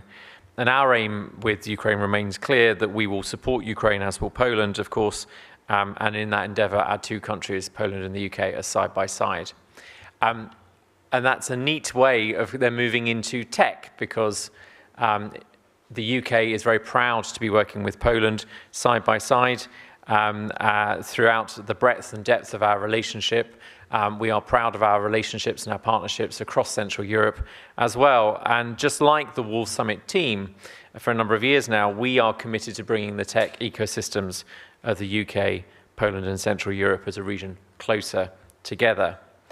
And the UK has always been a firm champion of the growing tech community in Poland and across Central Europe, whether, for example, in Poland, the IT sector that has doubled in size in a decade, a gaming sector with over 300 companies, an ecosystem with over 3,000 startups, or a region with a sustained pipeline of tech talent passing through its higher education institutions. And it's interesting to hear the panel that has just gone before me talking about whether we're seeing a reversal of what's perceived to be a brain drain, and whether we're seeing a kind of return of brain gain. And I think you can see in terms of our business community, the British business community here in Poland and across the region, I think British companies are very much aware and alive to the fact that in tech, as in a number of other sectors, in some cases, location is immaterial. Now, we, in terms of the UK, see ourselves as an ideal partner for Poland and its tech sector and the wider region to help realise the ambitions that clearly exist here. We are one of the best places in the world in which to do business, and the UK tech sector had its best ever year last year with 2.3 times an increase in the amount of investment flowing into the UK tech sector. We firmly believe that the UK is a springboard with which to think big, think bigger, think global, as Diana said in the previous session. We are home to the most impactful accelerators in Europe, and the number of business incubators and accelerators in the UK has grown rapidly over the last few years across the country, not just in London, but across the country, fueled by at least £20 million of public funding every year. And we were ranked 4th in the Global Innovation Index from 2020. Now, normally I will focus the majority of my talk at the Wall Summit on the advantages of doing business with the UK, on the advantages of working and developing collaborations and partnerships between the Central European startup sector, the tech sector more widely, and the United Kingdom. But today I will speak in more detail about our policy approach, as was made clear in the introduction, because the UK government will shortly publish our international technology strategy. And that strategy will set out the UK's approach to technology leadership on the global stage and build the vision set out in the UK's integrated review of security, defence, development and foreign policy, which we published last year. And our vision for technology and our vision for our leadership on the global stage is positive, proactive and ambitious. And we will work to ensure that emerging technologies support personal freedom, privacy and protect intellectual property. And it is essential that freedom-loving democracies like the UK, like Poland and our partners across Central Europe shape the development and shape the use of critical and emerging technologies and set the international standards and norms. And working with like-minded allies, we must set the right rules. And as competition grows between states, science and technology will also increase in importance as an area of systemic competition. In the years ahead, countries which establish a leading role in critical and emerging technologies will be at the forefront of global leadership. Now, with this in mind, the British government's integrated review incorporates the need to sustain our strategic advantage through science and technology as an integral element of our national security and international policy. And we will do this by playing an active role through international organizations and multilateral fora, including the UN, WTO, G7, G20, EU, OECD, NATO, many other acronyms, and the Freedom Online Coalition and the Commonwealth in the UK's case. And we will do this also by forging new partnerships with tech leaders and joining forces with our friends in Poland and across the region to strengthen our leadership in areas like quantum, AI, biotechnology and more. And we will do this by cementing the UK's position as a responsible and democratic cyber power, able to protect and promote our interests in and through cyberspace.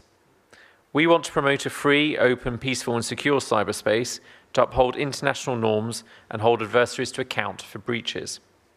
So we are joining forces with our friends like Poland and like our partners in Central Europe to shape regulation and standards and to influence the global environment to ensure a safe and beneficial future for all in areas like quantum, AI, engineering, biology, and to promote the protection of intellectual property and the free flow of data.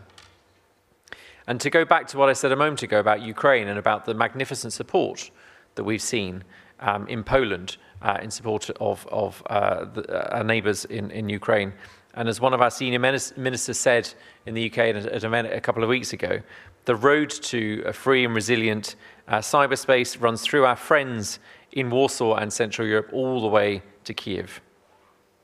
We must also take the lead in technologies vital to cyber power, such as microprocessors, secure systems design, quantum, and new forms of data transmission. Now, this agenda is, of course, a shared agenda. Why am I talking about policy?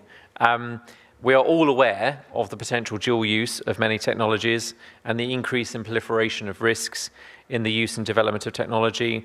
We've all heard of the risks of online harms, such as terrorist use of the internet, child sexual exploitation, online violence, and online fraud. And we've all heard reports of malicious activity in cyberspace and using different forms of tech, and how actions taken online and through technology have had real-world effects. For example, encountering terrorist, organized crime groups, and recently, of course, what we've seen in terms of Russian disinformation. So it's important that we adopt and pursue a whole-of-society approach, working together between governments, businesses, and civil societies, and that is integral to tackling the threats that we collectively face, which is why I'm speaking to you about this afternoon. But equally, it's incumbent on all of us to work together to harness the full potential of technology, whether existing technologies, emerging technologies, what's down the track, for all of our benefit. It is how we will ensure free societies and democracies like ours don't just survive, but they thrive. And keeping our places at the leading edge of science and technology will be essential to our wider prosperity and competitiveness. Of course, I don't really need to tell you that. You already know that. That's why you're here. But our partners here in Poland and in government and in business are already working with us in pursuit of these aims, as are many of you in when you're collaborating with the United Kingdom. So thank you for your ongoing commitment. And for our part, we look forward to continuing to build our tech partnerships with our partners in Poland and across Central Europe.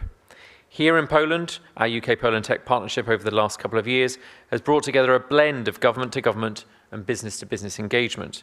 And as we launch and implement our technology strategy building on the last 2 years, we look forward to that developing even further. Over the last 2 years, despite the challenges of the pandemic, we have delivered 2 editions of the UK-Poland Tech Challenge, pairing startups with established companies in both of our countries. We have seen Polish and Central European success in our Tech Rocket Ship Awards. Our recent Startup Accelerator program, led by my colleagues in the Department for International Trade, who were here during the course of this week, saw a number of Central European partners get involved. And so we want to continue that spirit of collaboration and that spirit of cooperation and openness between business, government, and civil societies, both here in Poland and across the region. So we look forward to seeing that grow from strength to strength in the years ahead for all of our benefit. And as I say, my colleagues from the Department for International Trade were here during the course of this week, and do go and speak to them and follow up with them in terms of opportunities to take advantage of the world-leading tech sector that we have.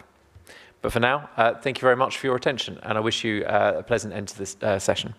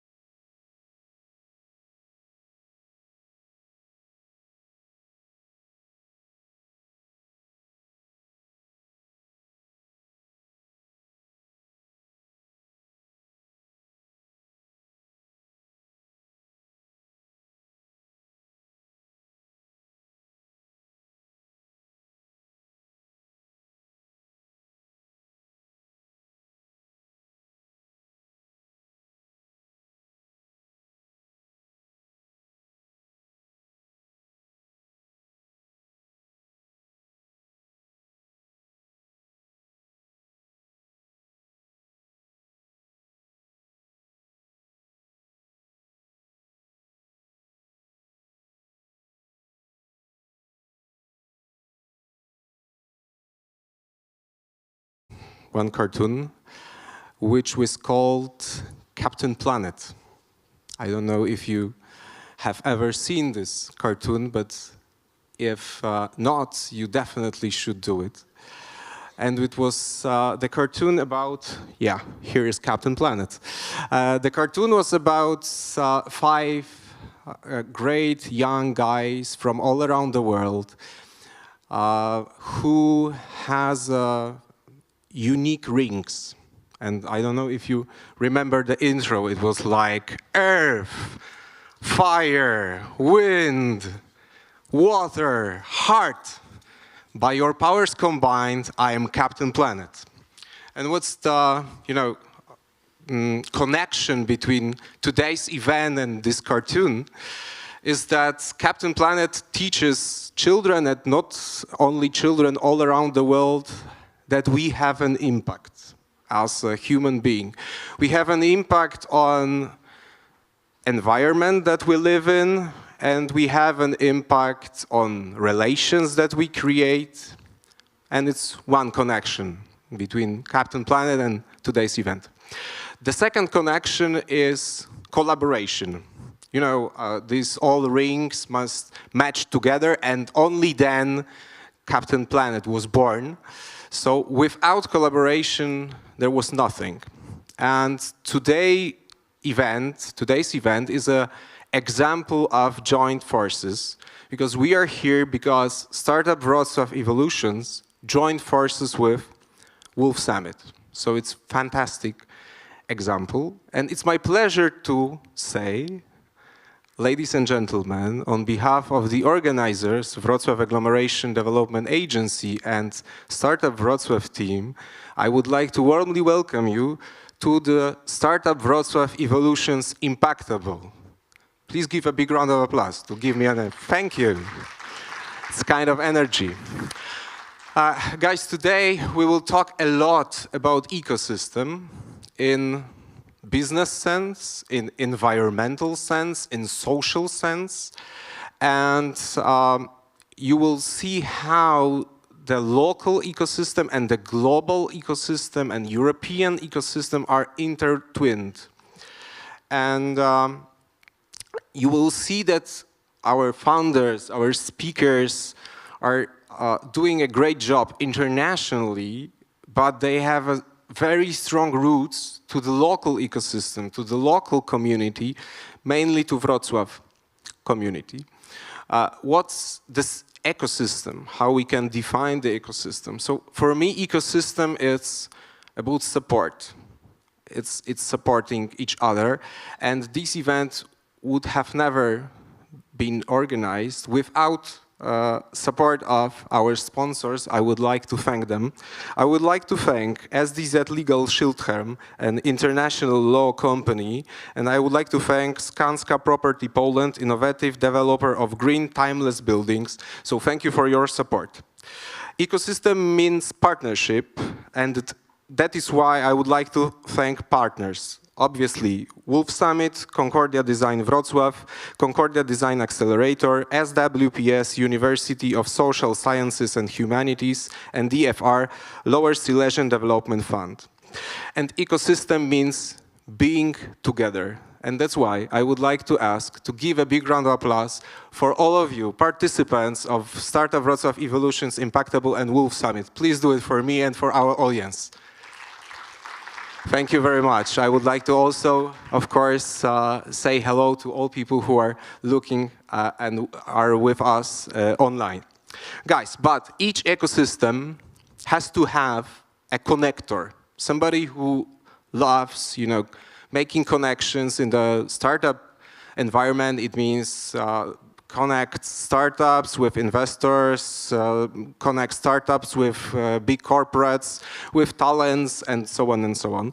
And in Wrocław, there is probably more than one, but the best one is Startup Wrocław team and Wrocław Agglomeration Development Agency, and that's why I would like to warmly welcome Mateusz Jarząbek, Director of Support Business Center in Wrocław Agglomeration Development Agency, the organizer of today's event. Mateusz, come on to the stage and say not only hello. Thank you, Michał. Dear guests, dear superheroes. I'm very excited and pleased to welcome you on behalf of Startup Wrocław team to the 7th edition of our event dedicated to local startup community. Wrocław is called the meeting place. Together with the Startup Wrocław team and with all of you, we are doing our best to make our city known as a startup place.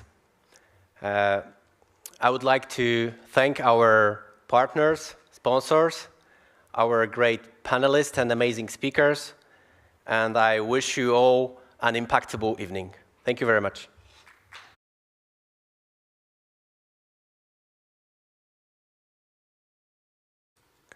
Mateusz told you about the superheroes. Obviously, because I showed you before Captain Planet, but not only superheroes have superpowers. I think that every human being, each of us, have a superpower. Superpower of our next guest, of Tomek Popów, who will give an opening speech, is that he perfectly, I would like to underline, perfectly knows what it's all about to be the startup founder, and he supports his startup funders. I mean he's because he's an investor now. And I will add to that his superpower is to be sincere and to be honest. And of course, give a big and fantastic presentation. So I would like to ask you to welcome Tomek Popów, general partner and co-founder of RST Ventures for Earth. Tomek, the stage is yours.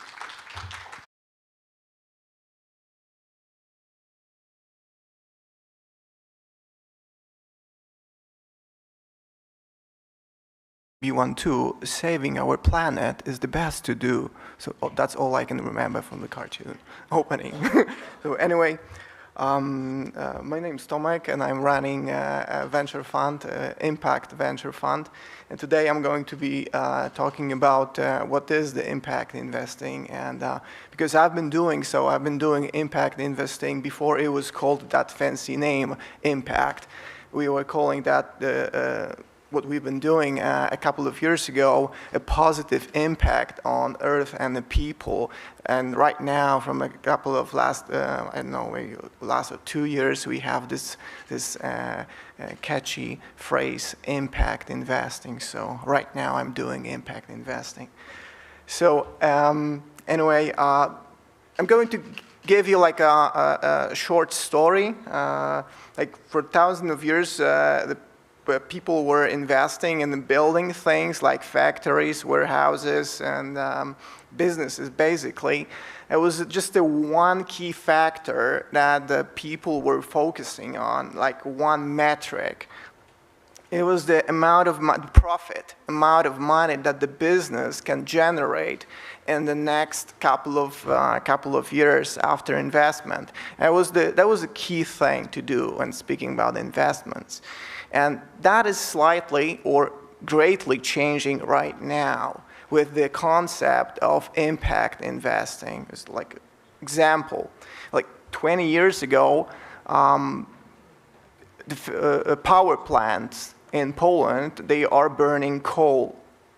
Believe me, they are burning coal today. Most of the electricity that we have comes from burning coal. And 20 years ago, we have basically the same power plants, but they didn't have filters on top of the chimneys. So what we were facing 20 years ago, it was acid rains. Like 10, 15, 20 miles from the power plant that we've been facing acid rains. So the land was corrupted, the soil was corrupted, there was a problem with the people's health. And just because the only thing that mattered was the investment, the amount of money that we can get out of that power plant. But that is no longer with us anymore, because right now the banks and financial institutions like venture funds or private equity funds, they are starting to look for two factors that the business can generate. The first, of course, like previous, it's a profit, if the company can make a profit. But the second one, it's the impact. So the positive social and environmental impact on the local or maybe even wider ecosystem. So what does it mean to have a positive impact on people and environment? Two examples of our investments from the previous, like 2 years ago. The first, the company, it's called Zema. And Zema, it's taking waste from the one factory, and it's moving that waste into another factory. For example, a lot of shopping malls, most of them or all of them, they are producing waste, paper waste. And so that paper waste could be used in a different factory that is close, that is producing cardboard boxes for the e-commerce. And that is a super simple idea what Zema is doing. The Zema is doing the same stuff with the paper, with different materials, but this is the simplest version of it. It's called circular economy, so that waste, that paper is circulating in a local economy, so we don't have to cut the trees in the rainforests in the Amazon region. We don't have to do it. We don't have to buy that paper from China or from Asia, from Russia, because that paper is circulating in a local ecosystem. And guess what? When the COVID-19 hit, the business model of this company is erupted. Why? Because the logistic chains from Asia to Europe, they were broken. There were problems with the logistics, with the price, with the time. And when you are operating locally, because you have circular economy, everything is great because you don't have long chains of logistics. So the business model, after it's a post-COVID business model, and after unprovoked aggression, Russia unprovoked aggression on Ukraine, this business model works even better. Because after COVID-19, it was all about the efficiency of the logistics. And right now, it's an existence thing. We don't want to buy things from Russia because we don't want to support that economy. And right now, the circular economy, it's the new thing. So that's the environmental impact that the Zeme marketplace, because it's a marketplace business model. And that's environmental impact. And another one is the people impact. The company is called Her Impact, and that's the only company which was made, and it's governed and it's led by the female founders that I have invested in. Do you know how many? What is the percentage of money that is going into female founders in the venture capital business? 2%. 2% of venture funds are going to women, the female founders. So we've made the Her Impact is our fourth, I believe, investment. And what the problem, what the company is targeting the problem of equal job for women. Equal job for women. So it's helping a girl and student, or at the beginning of the studies or at the end of the high school, it's helping girl to identify what are the strengths of that, what are her strengths. And it's helping that girl to get online courses that she wants to attend. It's building ecosystem around that girl, offline and online. So in the long run, after her studies and during her studies, she's choosing wisely where she's going to work, for whom she's going to work, what kind of a job she wants to perform. She's 100% focused, and she knows what she's doing. It's not she knows what she's doing. So that's the concept of this business. And guess what? The business owners, the big companies, they love it. Why they love it? Because from Her Impact, they are getting the CV plus the profile, not just like in the LinkedIn, but they have a profile, how the girl is developing through years, what kind of courses is she attending, how she's behaving, how she's working with the ecosystem. And that's a perfect thing for those big companies because they want to know whom to hire, who to work with, because they know if that girl took their courses that they put in the platform, they know how she behaves, they know how she's cooperating in that ecosystem. And they are basically what the Her Impact is doing, they are building a network. Because I think in the future, we're going to have a lot of jobs, but the best jobs, it's going to be hard to get a good job. So you will need to have one simple thing that the Jews during the Second World War should have to survive. What was it? One simple thing: the network. The network, family, friends, business network. During the Second World War for Jew community, if they have a great network, the percentage of survivability was greater. And this is, I think, it's going to happen in the next couple of years. So if you have a good network, you will have a better job. You can choose wisely a better job, the job for the future. So it's an impact. It's an impact on society, on people. It's a concept with the impact for society. So I think the impact investing, it has a bright future. Right now, a lot of European funds are going into that sector. 75% of investments are going into environmental impact. 25% of funds are going into human development for the impact funds. I think we're going to build a brighter future with the impact investing. And my next fund, because the next year I'm starting the next fund. My next fund would be focused on democracy, because we think democracy is ill, and we want to fix democracy with the tech. I'm just a bloody venture capitalist, but I have a heart on the left. Thank you. Stay with us, Tomek. Tomek, come on to the stage. Come on, thanks. We won't talk about democracy maybe itself. We will see. Guys, we have additional value here in Wrocław during Wrocław Evolutions. Do you have any questions? I mean, on site, we have some microphone. If you don't have to, or you don't have, I have one.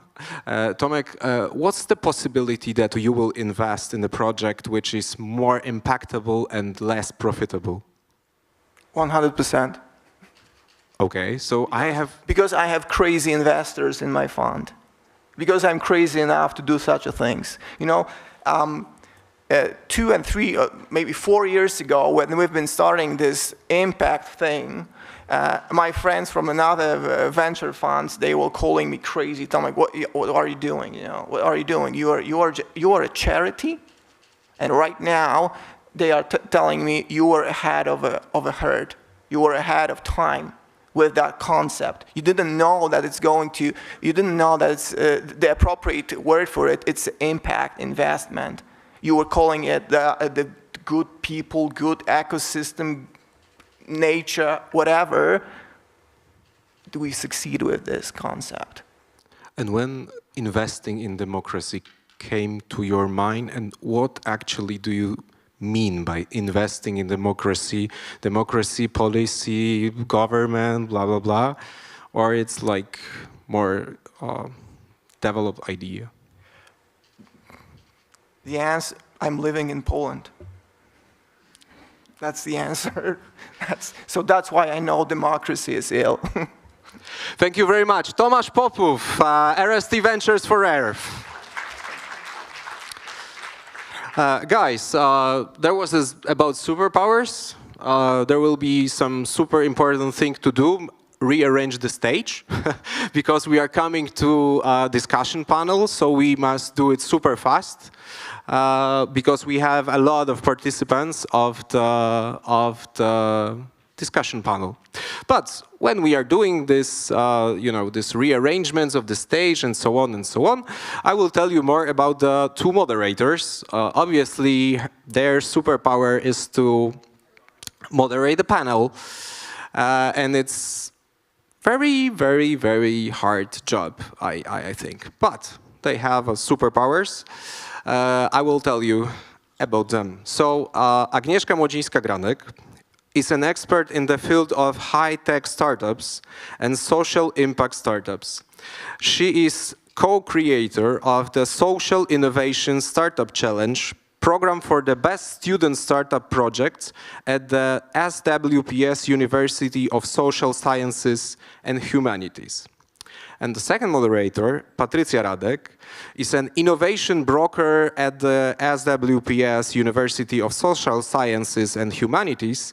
She's expert with interdisciplinary knowledge of the innovation ecosystem, including social innovation based on new technologies. And of course, I will add something to that because it's from the official bio, and we know each other in person.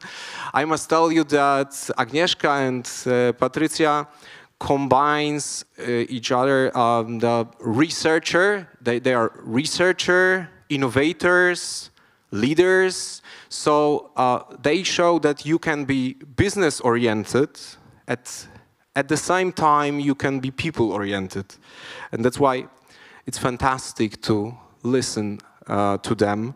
And what is more, they are focusing on an R&D project. So yeah, it has a big future. And one additional thing to the panel, because Tomasz was mentioned, this 2% of money which is going to female funders, and you would have here female funders, fantastic female funders from Wrocław, which means that it would be a great panel, and Agnieszka and Patrycja will introduce their guests. So, ladies and gentlemen, please welcome Agnieszka Młodzińska-Granek, Patrycja Radek from SWPS University in Wrocław, and let them moderate the panel. It would be fantastic. I'm absolutely sure.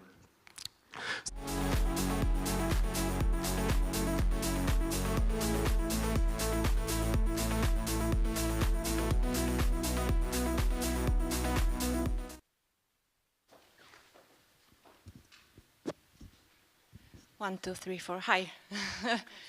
Just to make sure, I'm Agnieszka, and yeah, always together.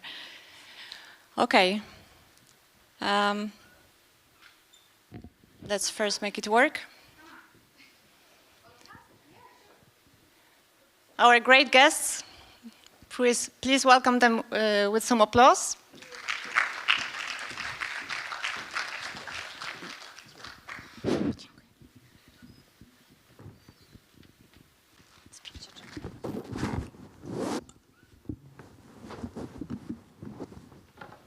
It's really good to see you all. Hello.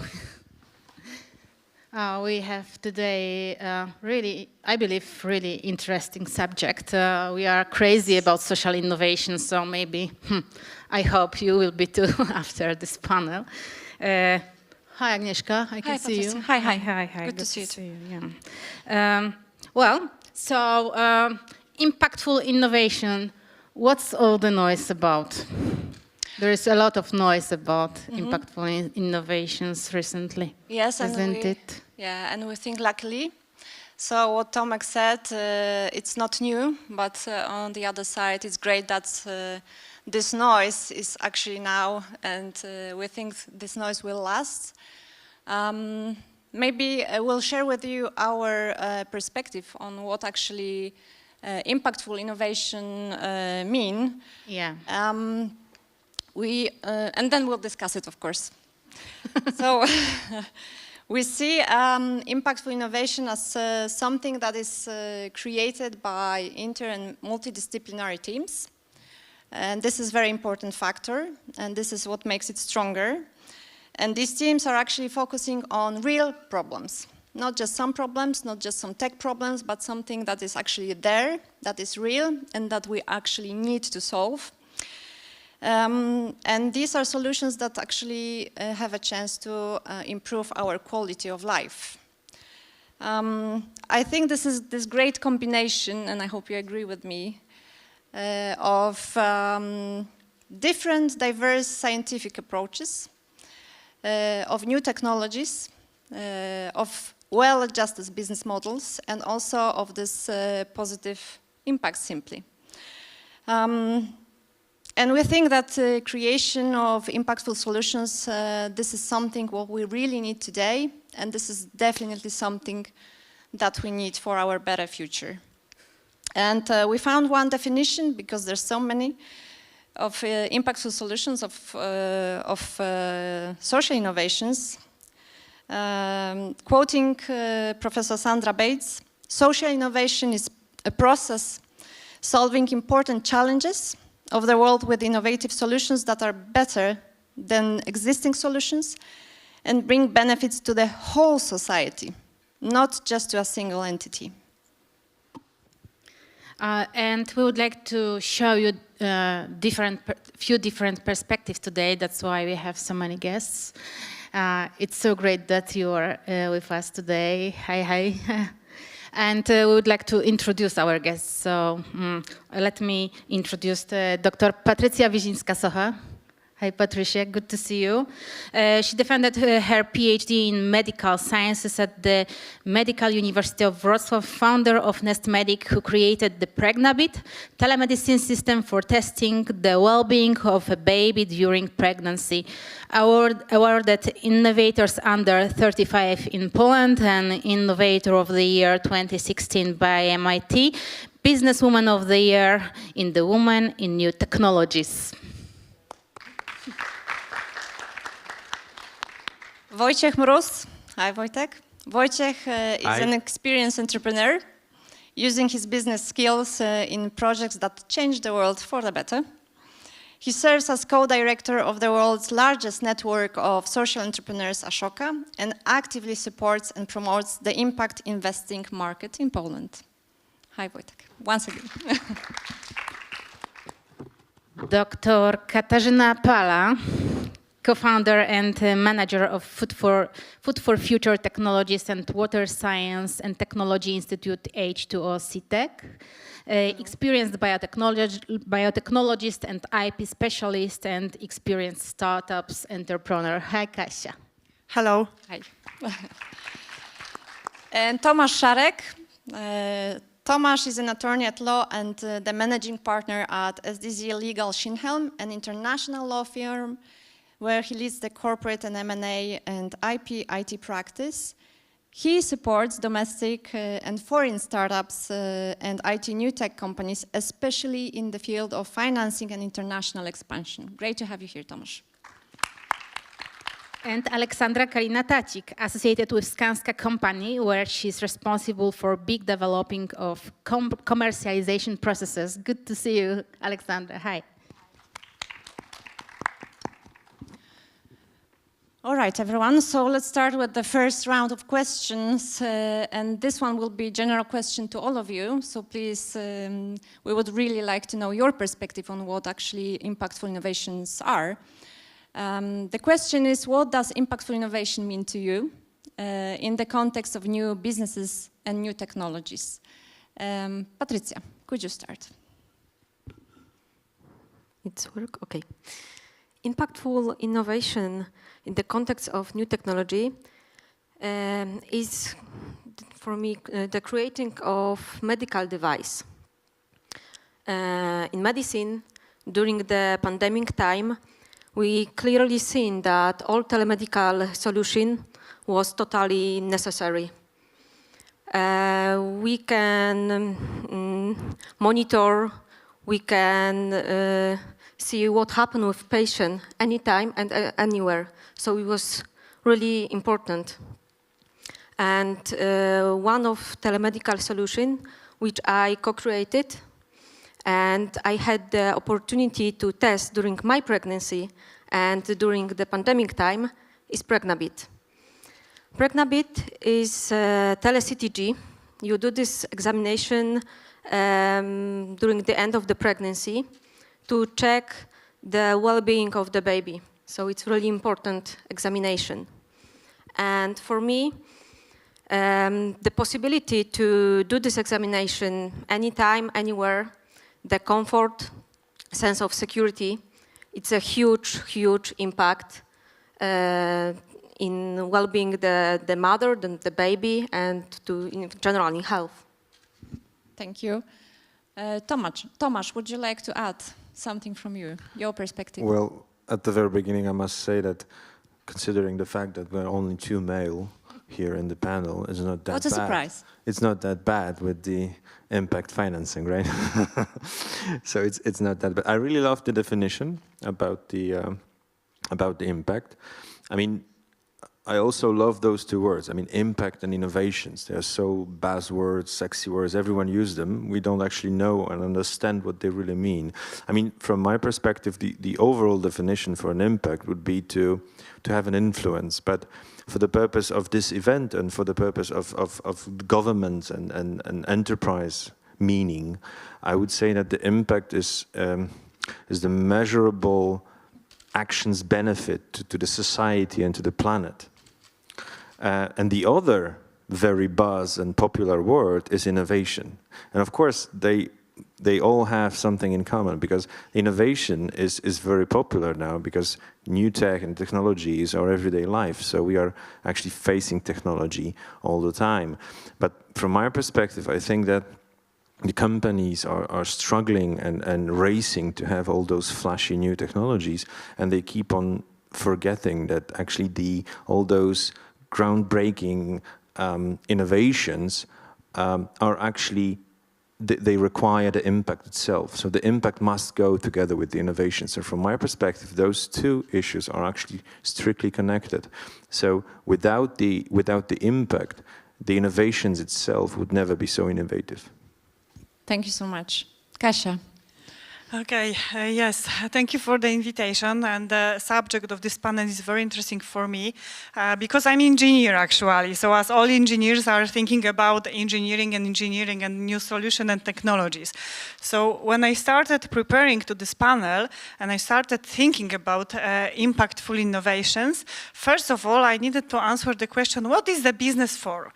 So as Tomek Popov at the beginning said, the business, first of all, and the pure definition of the business is of course profit. Each business is creating to be profitable.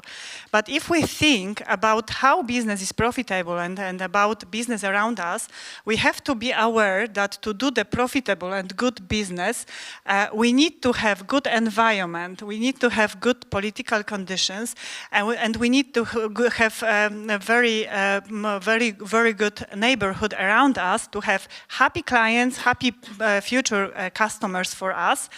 And to have that, the business owners, founders, engineers, tech creators have the responsibility to do to provide the business this way, to create this environment proper for also for the business, but it means it must be proper for the whole society. Because if we have creative society, then we will have happy customers, we will have a good education, we will have good engineers, and then our business can be profitable. So for me, of course, all the definitions which we hear now are good and are proper, but also in terms of business, the impactful innovation is to create business this way, to have the good relation with the society and the environment around us.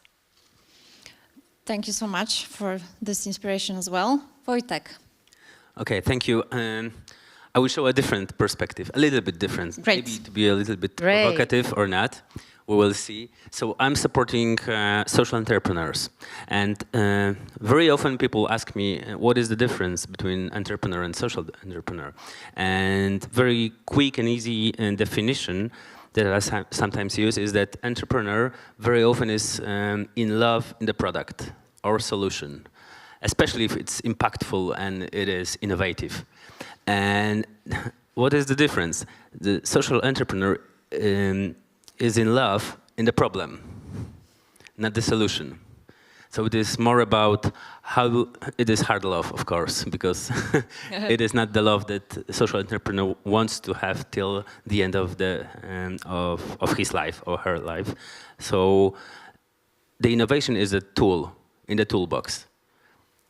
And I see the better innovation is how it leverages to rid of the problem, or a social problem, or climate challenge, etc. So this is for me a challenge. Great, thank you for this perspective.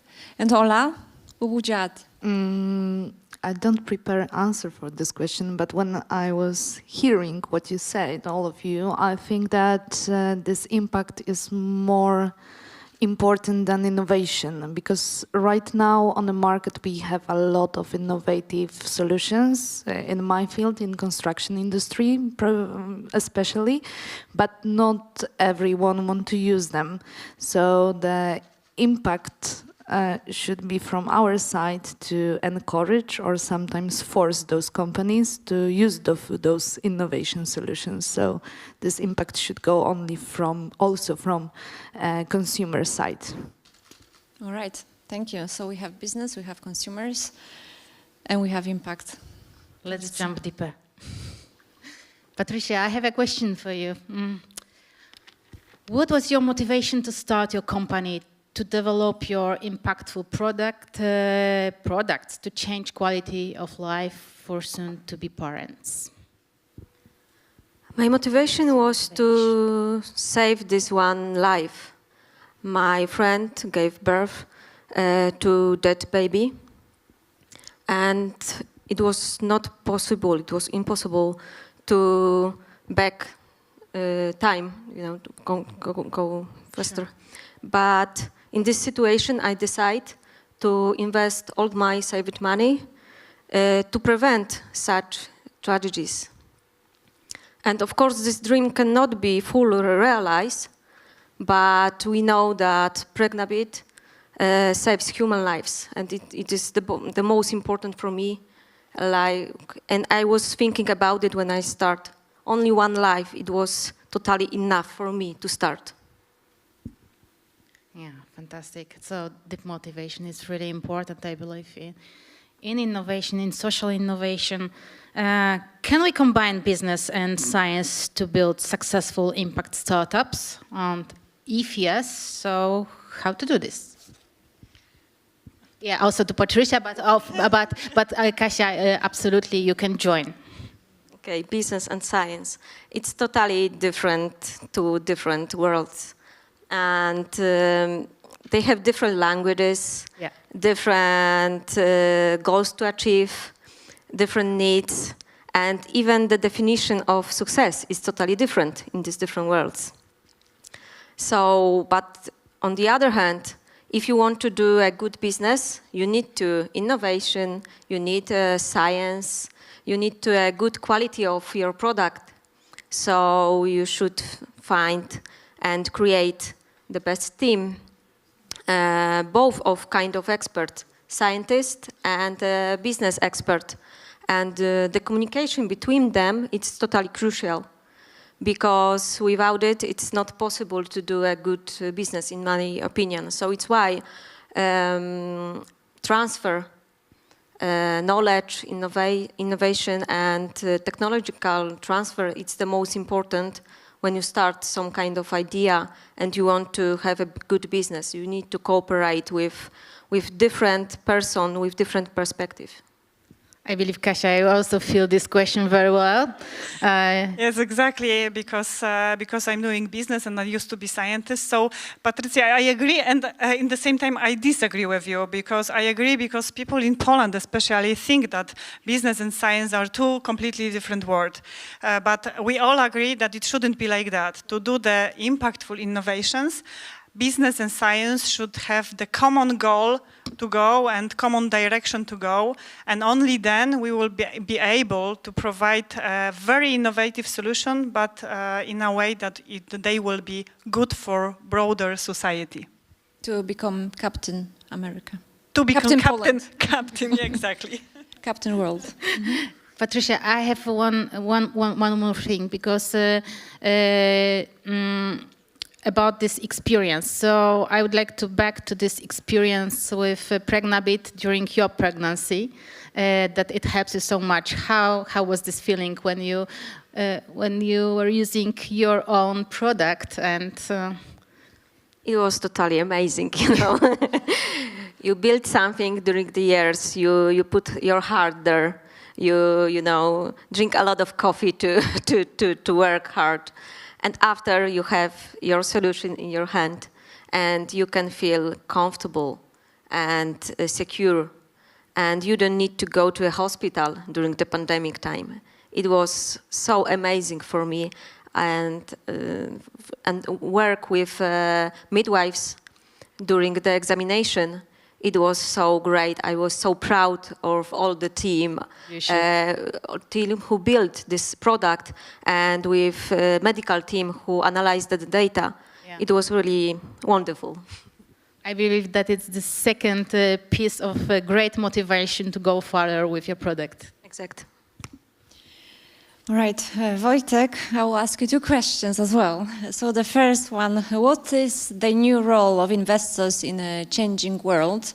And how does impact investing look like today in Poland and worldwide? So the situation differs in Poland and in the world. I was mapping the market early this year. And when I was looking for impact funds, I found two in Poland.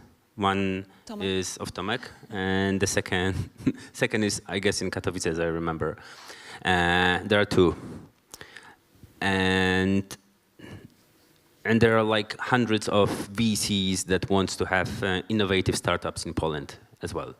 So this is the situation in Poland, that there are almost no investors. So what we decided is to co-create also the network of investors that we are doing right now, private investors. We think that this is a really important part of the ecosystem to have investors. If you have investors, you have more projects.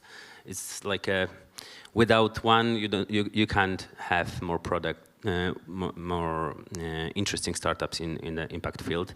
So it is very important to have capital and to have interesting projects, and to have both at the same time. And in US or England or Berlin, 2 weeks ago, I spoke with a friend who is a co-owner of one of the impact fund, and I asked him how many projects he looked at last year, and he told me 2,000. So in Poland, I'm not sure that we have 2,000 impact startups. Probably I know like 80 or 90% of those products, and I can count like for sure not more than 100 in the whole Poland. This is my. Then we have a good perspective. There's always something. So we are at more the beginning. As you mentioned, I'm an entrepreneur, so I'm very happy to be at the beginning and to co-create and to help to build ecosystem with other players. And co-creation is a great idea how to do it, not to be the one who is the first and the best, but to be a part of a group of different investors who can co-create and do it together. And in Europe, we have hundreds of impact funds right now. We have a lot of projects, a lot of capital. Just to give you that it is not a niche. Last year, in 2021, 39 billion euro were invested in impact companies, and the market. Could you repeat? Sorry. Could you repeat? It's a good number. 39 billion of euro. In Europe or in whole world? In whole world. Okay. And the market is valuated 2.5 trillion. This is the data from Deal Room. This is the provider of the information. Of course, not the data is exact in this impact market, because not all the providers are accounting impact investors. For example, in Poland, we don't have information how many startups, how many investors. So it was just a manual job to see how it looks like. Yes, I wanted to ask about it, because you've created such a list of impact investors, right? To be I tried to. Okay. So we have two funds. And we have funds that every time I ask a regular VC, are they interested in impact investments? Everybody was saying, yes, of course, give me the projects. But then on the pitching day, they ask, okay, tell me how you will grow with your profits from 10 to 20% monthly. And I'm not curious how much your impact will grow and how you will measure your impact. Just say me that you are impactful is good enough. So it is really the early stage in Poland, I guess. Okay, so we still need some understanding. Talking about solutions, tech solutions that can actually improve the quality of life, would you say we should create good technologies, or should we create technologies for the good? I think both. But good technologies is not enough. We co-created the initiative in Poland that is called Tech to the Rescue, and this is what we want to do, how to leverage solutions with the technology and to make it more impactful. Right, thank you so much. Katarzyna. Yes. how should we design new technologies to make good use of them to solve meaningful problems?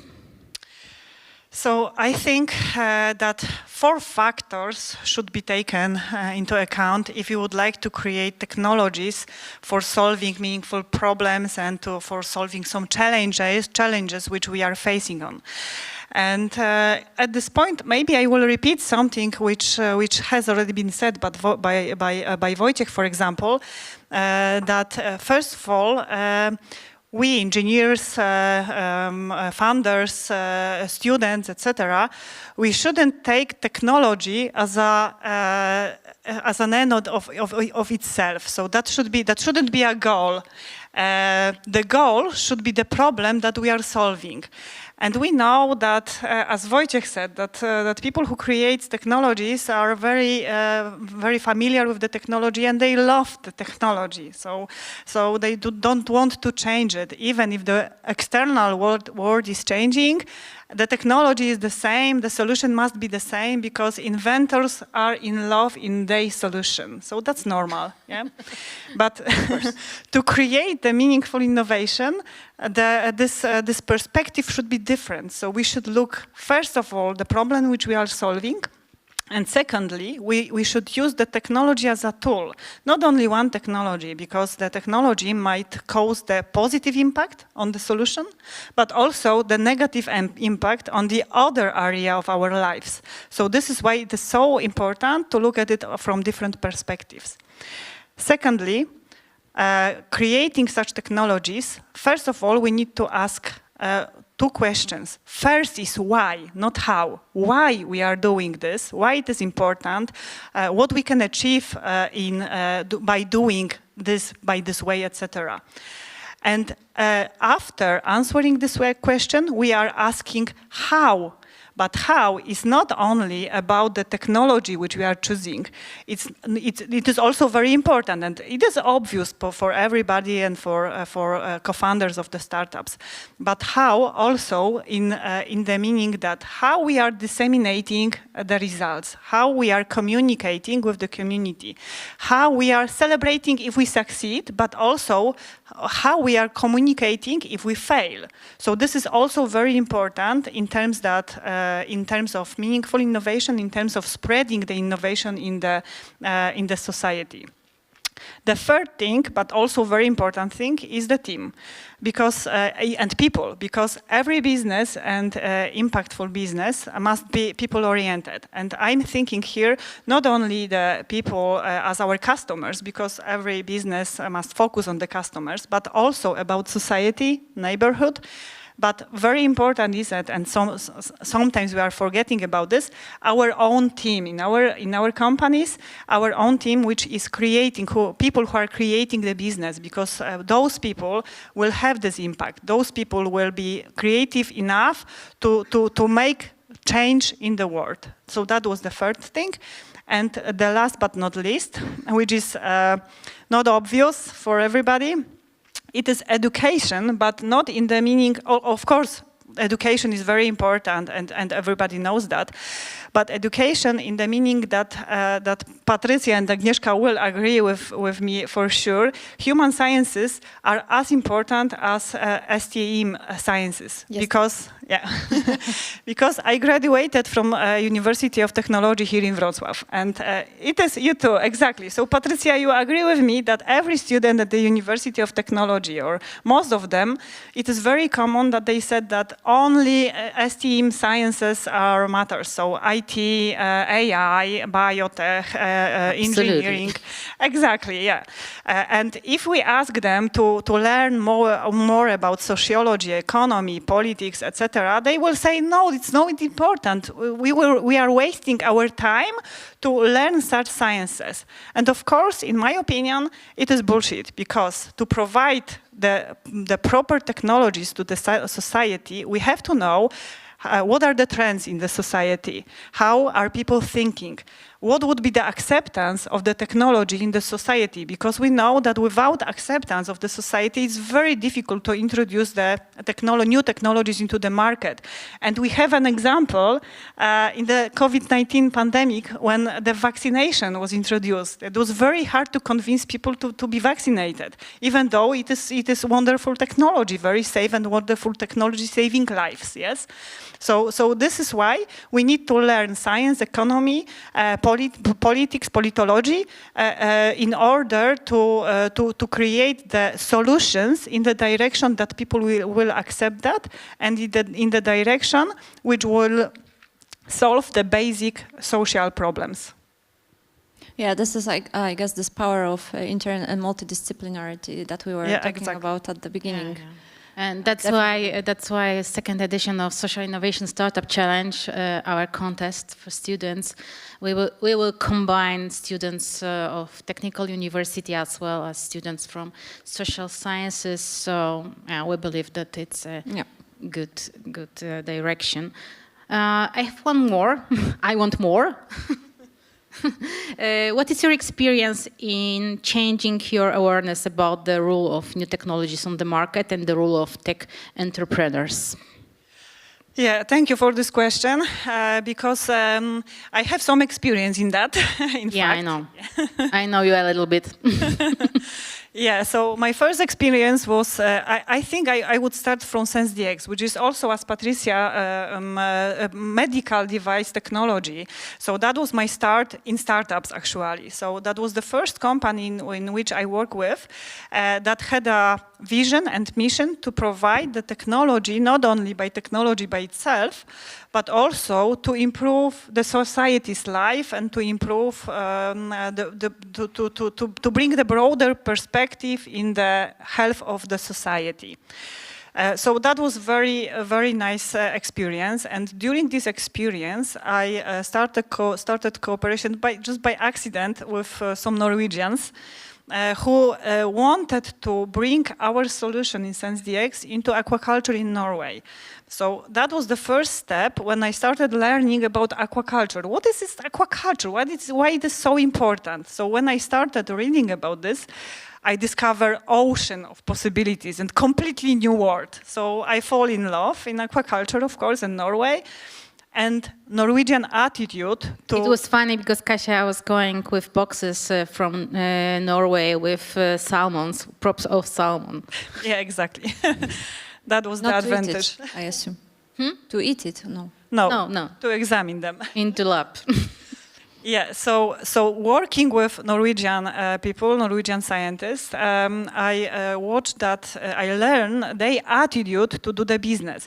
So in their perspective, the impactful innovation and the inclusive innovation is very, very important, because without taking care of the environment and of the society around them, they do not exist. So aquaculture will not exist in Norway if they don't care about the nature, the water, the society, people, and everything what is around there. So learning that,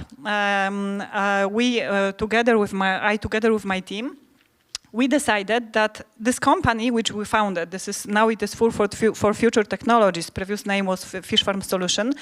But besides that, apart from that, it was not enough. So we created the institute, private fund, Water Science and Technology Institute, because we decided that we should do more in order to increase the awareness of this impactful innovation and about importance of water scarcity, water savings, environment savings, etc. So now we have one grant, and now we provide different workshops and science and research in order to provide such innovation into the market, but not only innovations which will bring money, but also innovation which will create the ecosystem, which help us also, but not only us, in the future to provide good business, for example, in aquaculture. Kasia, thank you so much for these great insights. I think this is about education and awareness, and I think we all agree that this is a must, and if we want to go further, we need to educate ourselves. That's something we should start with. Absolutely, yes. Yes, and Tomasz, I would like to ask you a question about culture, entrepreneurial culture. What's actually the role of companies today in creating this impactful culture? Well, that's a very interesting question, because I think the role is pretty crucial. I think after pandemic, what we notice is that most of the companies, the culture in the companies were quite successfully verified. So the pandemic showed which companies have the culture, the real culture, and which of them not. And of course, when the employees went out and they start working outside of the company, only the real culture actually helps the company to remain effective. And that's what we are suffering, all of us suffering now, because now I will try to say that we are after pandemic. But the crucial word in the question you asked me is today, because the role today is even more difficult, because we just came after pandemic, and what the pandemic showed us is that it's not only the global hunger and the environmental issues, we are also facing like the global health threat. And right after that, we realized that there can be a war going on just across the border. So I think now it's the best moment for the companies to stand up and show the good side of everything. But on the other hand, from my perspective, the employees came back to work, to office, and they are quite lost. They don't know what's going on. So I think that's the best moment for the companies to create something even deeper, the real organizational culture, which would have a significant impact. And the positive side for the companies, from my perspective, is that actually the employees are expecting that, because I know we are chasing. I mean, the companies are competing with each other, coming with following benefits like Pizza Friday and Fruit Monday and everything. But that's all fake. I mean, you need to have something more. And I think the employees, when they found out that there is something like work-life balance and there is like a huge threat to the life, they're looking for something more.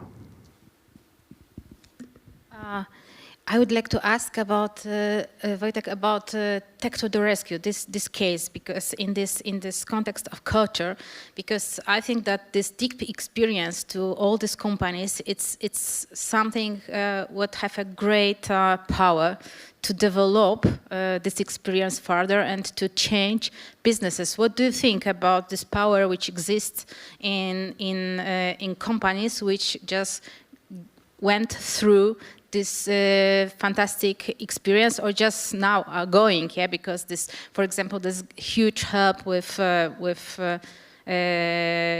Ukraine, yeah, and so on, it's going on. So it's absolutely powerful experience. What do you think? Yes, I would like to connect it with the culture. Sure. So what we see, and we want it also to be more powerful in Poland especially, that we are very strong in terms of IT companies, software house, especially in Wrocław as well. And so to giving benefits to employees is not enough. And IT specialists just want to switch from one company to the other company, etc., etc. And I think we also introduced a new category that IT guys are asking the companies, are they engaged in tech to the rescue, because they want to do impactful projects. And it was like a year ago, it was our dream, so that yes, it is not that, for example, IT company have some 3-4% of free time, and maybe they will, instead of doing internal project, do something good. Now they don't have spare time, but they want to do a good project, because if they don't do it, then the employees will go to the other company. So this is the thing that we want to do. We believe we can do it, and people are more and more looking for something with sense. Can I add sure, absolutely. About, please. About the impact from IT companies. As you mentioned, in Wrocław we have a lot of IT companies from Ukraine, and I heard a lot of stories, and you said that office, it's not only office anymore, and people need to have something more, that a lot of clients, which I know, decide to postpone some investment because they decide to help their families of their employees to go to Poland, for example, or provide some help from Poland to Ukraine. And I think that, of course, we can discuss about those trends, and we shouldn't discuss only about the hard impact that we can do something, but a lot of invention, a lot of ideas go from the employees on their side, and we see huge impact from, I think, our generation right now. Yeah, Patricia, also I would like to ask you, because all this pandemic experience, it's also a huge huge thing, I believe, in your defining of your business, yeah? Because so many has changed because of pandemic when we talk about telemedicine. Yes, what do you exact. think? Exact, it's true. At first, when we start with telemedicine, a lot of medical doctor or midwives, they don't want to. They said that yes, we are open for innovation, but it was not easy to commercialize. Not so much. Yeah, exact. So it was only we want, but we are afraid because there is not a law connection with this subject, for example, and so on. And we had the same problem with patients. They said that they want to use telemedical solution, but they afraid about the data. They afraid because technology is too hard for them, and so on. And after pandemic, nobody discuss about it. Everybody know that it's crucial, important, and use really common. So yeah, for us it was huge step to develop telemedical solution in general. Sure, thank you. We talk about this impactful culture that actually should be created to some point by companies. And Tomasz, one more question to you, to go more specifically into this subject. Should actually HR play some role, or maybe significant role, in developing not only solutions, like new solutions for the employees because they want something more, but should they actually develop new attitudes and behaviors among employees? Because this is the other side. Yeah, I think what we discussed just recently is that it shows that that's the expectation of the employees, and I would say it's not if they should, but they must, because there is no other solution. I mean, the employees are not looking for the regular benefits. They need to have something deeper, something more. They need to know the meaning of what they're doing, and I always say, as Simon Sinek says, is that it's not what you do and how you do it, is why you do it. That's the most important thing in this case. But considering only HR, I would say I would come back to the first question and when I said that the culture must be real. So I would say if you would focus this only on HR, this is not enough. I think the culture and the impactful culture comes from the top. So if your boss sucks, your culture would also suck. So in this case, it goes down among the employees. So it's the culture, the impactful culture is not a piece of paper that you hang on a wall, as the employees would simply verify it. Because I think for a long time, now it's real. The employees are actually expecting it. So it's not that they would see the paper and they would say, okay, we're making an impact. They want to see a real impact. That's my approach in this case. Isn't it like a bottom-up approach? Like you hear from your employees in different companies that actually we need a change, And I think, I don't know if you agree with me, maybe this should be combined together. So you cannot really agree on any strategies, like top-down strategies, if you don't have this response from the bottom, right? So especially in case of impactful solutions, it seems that the most optimal way is if it plays together. So you have this signal from the employees, from the market, from the employment market, that actually we need something different. And this is how you create this culture that you respond to it. Yeah, I fully agree. I mean, figuring out the culture from the top of the organization would not be actually effective, because I think what we notice, I mean, this situation in Ukraine showed us that the best solution comes from the bottom, because down there everyone knows what is actually needed, and somewhere there above the decision is for sure corporate. From a corporate perspective, it's perfectly made and promoted, but may not be effective. Yeah, that's yeah. So Wojtek, you mentioned about co-creation. It's really great when we can combine and do together. And change our environment together. I must admit that I'm always amazed, because I know what Wojciech is doing, and I have a great number of friends and clients in the IT sector, and from my perspective, the IT sector is astonishing how it was actually working together. I mean, there are no competitor relations. I mean, everyone are just joining forces together and helping. I have one question to Tomasz regarding these HR problems and what you said before, because I can imagine how it works in smaller companies, like you have 20 people, 30 people, even 50 people.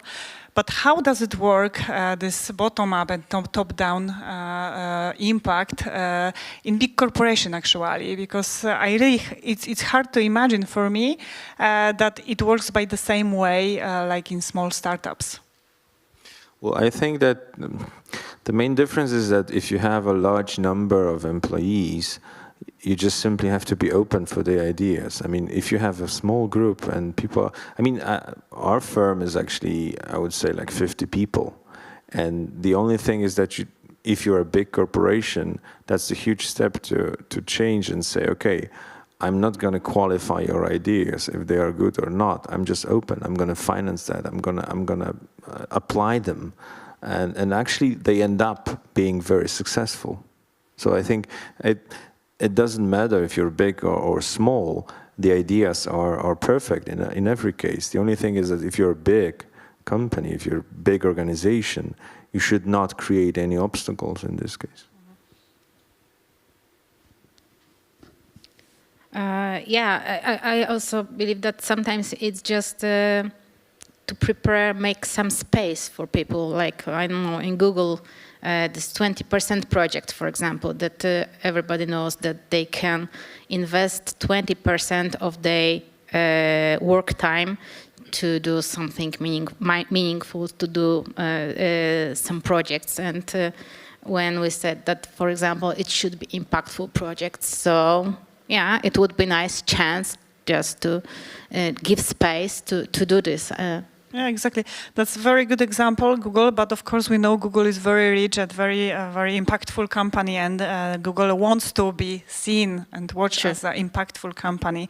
But with other big corporations, which have thousands of employees, sometimes it works, sometimes it's not working. But I think that in current times, when we face different world challenges and when we can see that the awareness of people and employees is rising, especially in terms of the impact of company, especially, for example, in climate change, then for corporation it started to be also very important, and the space for the ideas and for other different innovations is also very important. If I may add something, I have a very interesting case study with a corporation. So what we did with Tech to the Rescue, now we are trying to do with big corporations. The initiative is called Executives for Impact. And as we see the situation with the NGOs that are helping to the migrants, right? So let's say four months ago, it was a challenge for them just to fundraise 10,000 zloty. They had like 3 employees, etc. From month to month, those organizations have millions. And they, for example, right now, from 3 employees have 50 employees and 3,000 volunteers, for example. And how to, from the management point of view, grow the organization. Yeah. How to achieve that? Yes, and so we started to match big corporations that sent a whole teams, like 20 people for 3 weeks, working hand with hand with those people and helping. And it was just tremendous. That just don't do obstacles and beautiful things can happen. And corporations are the people that work there are the same that in startups or. That's an amazing idea, I must say. It's incredible. Everything is possible. We have many captains, planets here. Before I just said Captain America, I think I multiplied some heroes here, but all right. Yeah, Alexandra, I have some questions for you. In what ways can, in the same climate, I would say, what ways can companies today influence other companies to make them more impactful? In many ways. At the beginning, I want to say that I heard a lot about the great startups right now, and I want to say that Skanska is a big company, but in Poland we have only 3 people who caring about innovations. So, and one of those people is Kinga, who's sitting on the audience. So, where's Kinga? So if you want to discuss with someone, Kinga is with us. And I want to say it because sometimes it's hard to sell some idea to big corporation because we have only 3 people. But some of the startups right now, those companies are not the startups anymore. But for example, Saule from Wrocław or Zonifero, they work with us to creating perovskites or connected by Skanska system. So we work a lot with the startups, and that's why I'm here right now. And I want to say that those companies, those startups can have influence on us because we as a company, we don't know a lot about innovation, honestly. We are a construction company who use knowledge from another companies. Of course, we can encourage everyone to I don't know how to say it. We can encourage another companies showing how we developed our buildings to choose us as a supplier, as a new office. And some of regulation help us with this because we have new ESG initiative from European Union about carbon footprint. And as I mentioned before, it's a lot of nice solution, good solution on the market, and we should encourage another companies to use it.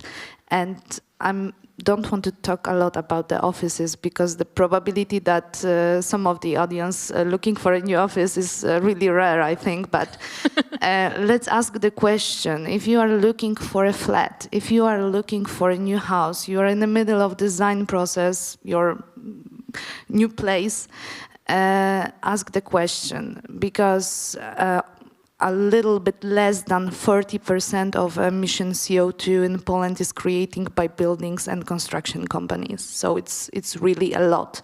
And we have some systems like gray and rainwater system.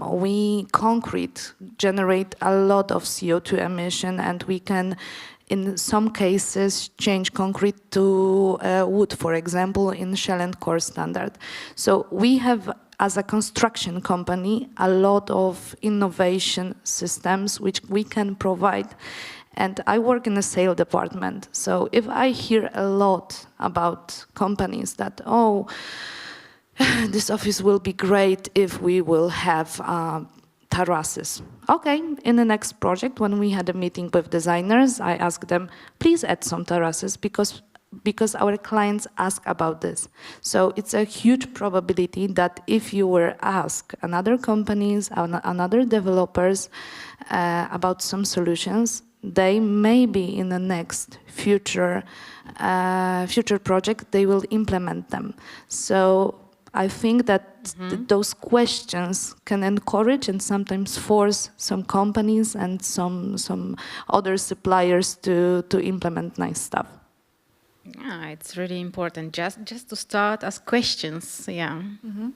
I think I would like to ask this question to all of you, because you're either company owners or you work for some great organizations. Would you have an idea how you can influence other companies to become more impactful? I can say something, one thing only. For example, in our recent project, we use green concrete. This is a concrete who can absorb CO2 from the air. And we start with our marketing department bombing the market about this idea. And right now on the street, when we develop the building, each of our neighbor decide to do the same, because they knew that in our marketing communication, we won those communications. So that's why they decide to do this also. So good example is also a good idea. Great. So I need to say that's a difficult question, actually, especially from business perspective.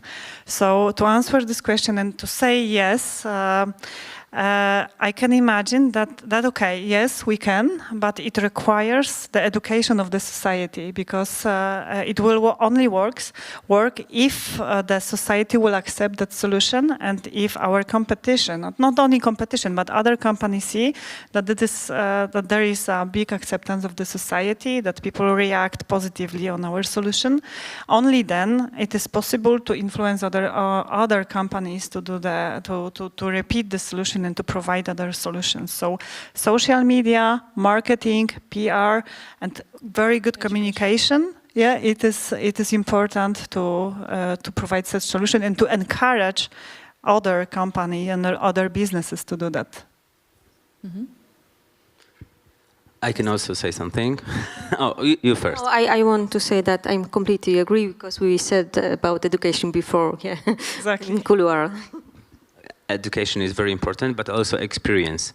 And I guess if you experience what does it mean to do something impactful, then you just know that it's good and you want to do it more. And probably you know, because we co-creating another initiatives with SW University. And it is called Influencers for Good. And our first campaign that we do together is an hour of good. So just we encourage everybody to do 1 hour of good things and experience actually what does it mean for you and your organization, and then the good will happen and spread. Educating by examples. Tomasz, would you like to add? Well, it's being a lawyer. It's a difficult question, because I would say that, I mean, I'm just joking, saying that you can show other lawyers that you do things for free, and that's quite impactful. But to be honest, I mean, that was a great experience. Yeah, the great experience for us was to simply help, especially the IT companies, once again, moving away from Ukraine, and we were involved in the Concordia Design Accelerator program, when we were actually helping all those people coming from the IT sector, from Kiev, from all around, to Poland very fast, moving very fast, and helping them set up here, organize hubs for hundreds of developers, from IT sector, just spread around Europe. And I think doing this for free, of course, and having the pleasure of working with those people is one thing, but then you have to show other people, from my sector, other lawyers, that you can do it, you can be involved in initiatives like that, and you don't have to earn money for that. I know it's difficult for a lawyer, but that's true, actually. That was a joke with the money. Yeah, we can only make impactful innovations global-wise using money, which is also okay. So that's why to do impactful innovation, money are also very important. So quite useful. Also, in terms of money and innovations, maybe we think about nowadays it's a bad moment to introduce some innovations, but please be aware that some of the investment in a big corporation are postponed because some uncertainty on the market.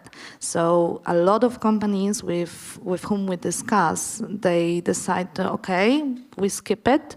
Right now we are focused to do some innovation inside the building to increase the efficiency, provide some new solutions, and then when the market will be in a better condition, then we grow. So maybe this is right now for startups good moment to find those companies who want to prepare some operational excellence and use the knowledge of those startups, the money from the companies, and to create a good cooperation. Okay, one more. In terms of new HR trends, how can companies become more inclusive? It's also connected with the topics which we touched a few minutes ago. We see that companies start to think about inclusive design more than before pandemic.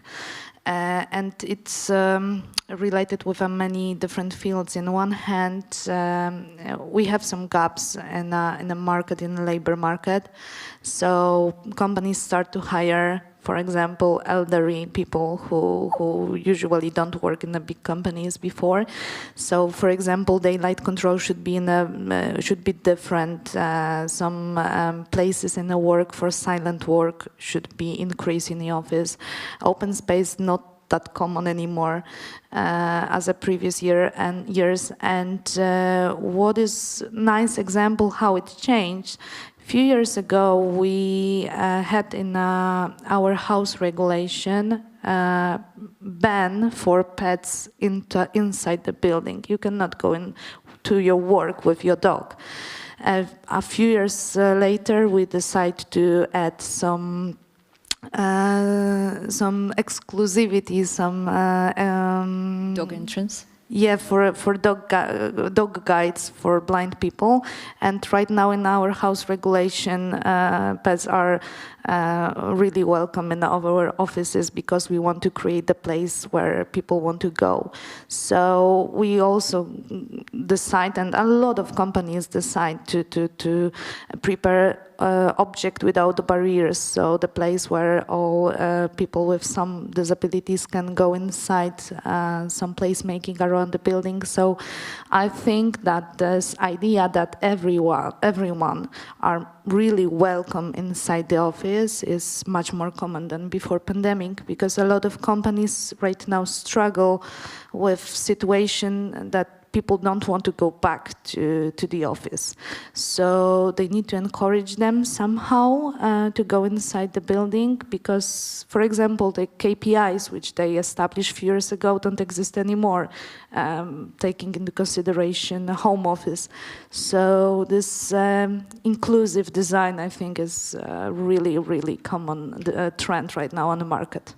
If I may just shortly comment, when we were telling you about impactful innovation, what it actually is, and we were talking about solutions that are actually improving the quality of life, I think this is a very important factor, this inclusiveness, that it's about improving lives of everyone, not just of some people.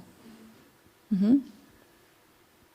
Yeah, and it's also about asking questions, being empathetic, and just asking why, for example, somebody cannot do something here, yeah? All right, thank you all so much for answering those questions. And I also wanted to thank our audience for listening so focused. I hope we did some educational program here. The question now is who would like to join us in this discussion and ask some questions to our guests. What do you think about all this subject? Maybe would you like to add something, if not a question? Maybe a comment. Great. Yes, wonderful. There will be a microphone, just... I really don't need that. Okay. No, okay. Okay, all right. You were talking about changing the culture internally in companies, whether it's 50 people or 3,000 people. You work in sales, Alexandra, which is closely related to marketing. So what I was wondering is, have you guys ever come across marketing companies that offer inward-facing services? So basically, so that from the head of the company, they could market these ideas inward to change the culture within companies, to change the attitude, so that the team, basically team members can absorb the message with the same intensity that customers are expected to absorb the message from companies. Thank you. Yeah, as I mentioned, we work a lot with external companies. Our HR department work with Korn Ferry company, and they provide a survey each year for all employees about what you want to change inside the company.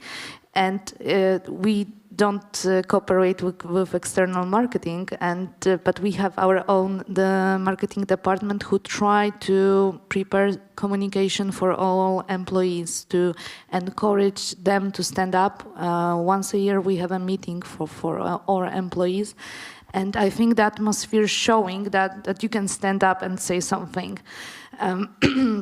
Of course, it's not easy when you manage a lot of people with many different locations, because we as a Skanska, we work as a Central Eastern Europe, not only in Poland, and the language is also a challenge sometimes. But yes, this communication and this marketing part of creating the culture inside the company is extremely important.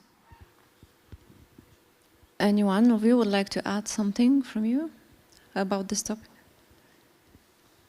Actually, I'm running a startup, and previously I was also running a startup. So in startup, it is really limited money for the external companies. So not yet, but maybe in the future that would be a very good idea to improve the internal communication and to improve the awareness of employees. Yes, that might be a good idea. Mm-hmm. But then again, it's about communication as well, and you've also mentioned that how important it is to educate the society, but also like everyone around. So I assume that this communication is exactly based on that within your company. Yeah, exactly. Within our company, within the company, but also outside the company. One very nice example is about aquaculture, actually. I don't know if you use Netflix, and in Netflix is a film documentary, actually, Seaspiracy, as I guess. So the Seaspiracy, I don't know if you watch it. Everybody who watch it believe that this is whole true, and aquaculture is very, very bad, and this is only bad things in aquaculture. But actually, in fact, that is only a half of the story, and the people who made this documentary didn't say the full story.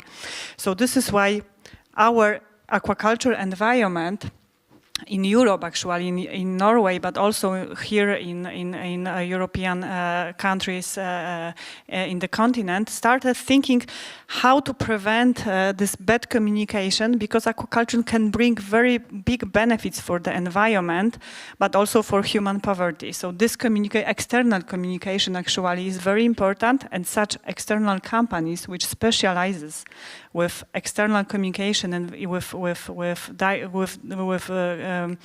providing good communicate to the society is very, very important, because I noticed that is more negative communication around this subject than positive communication. Thank you, Kasia. Does anyone have another question? Would you like to add something?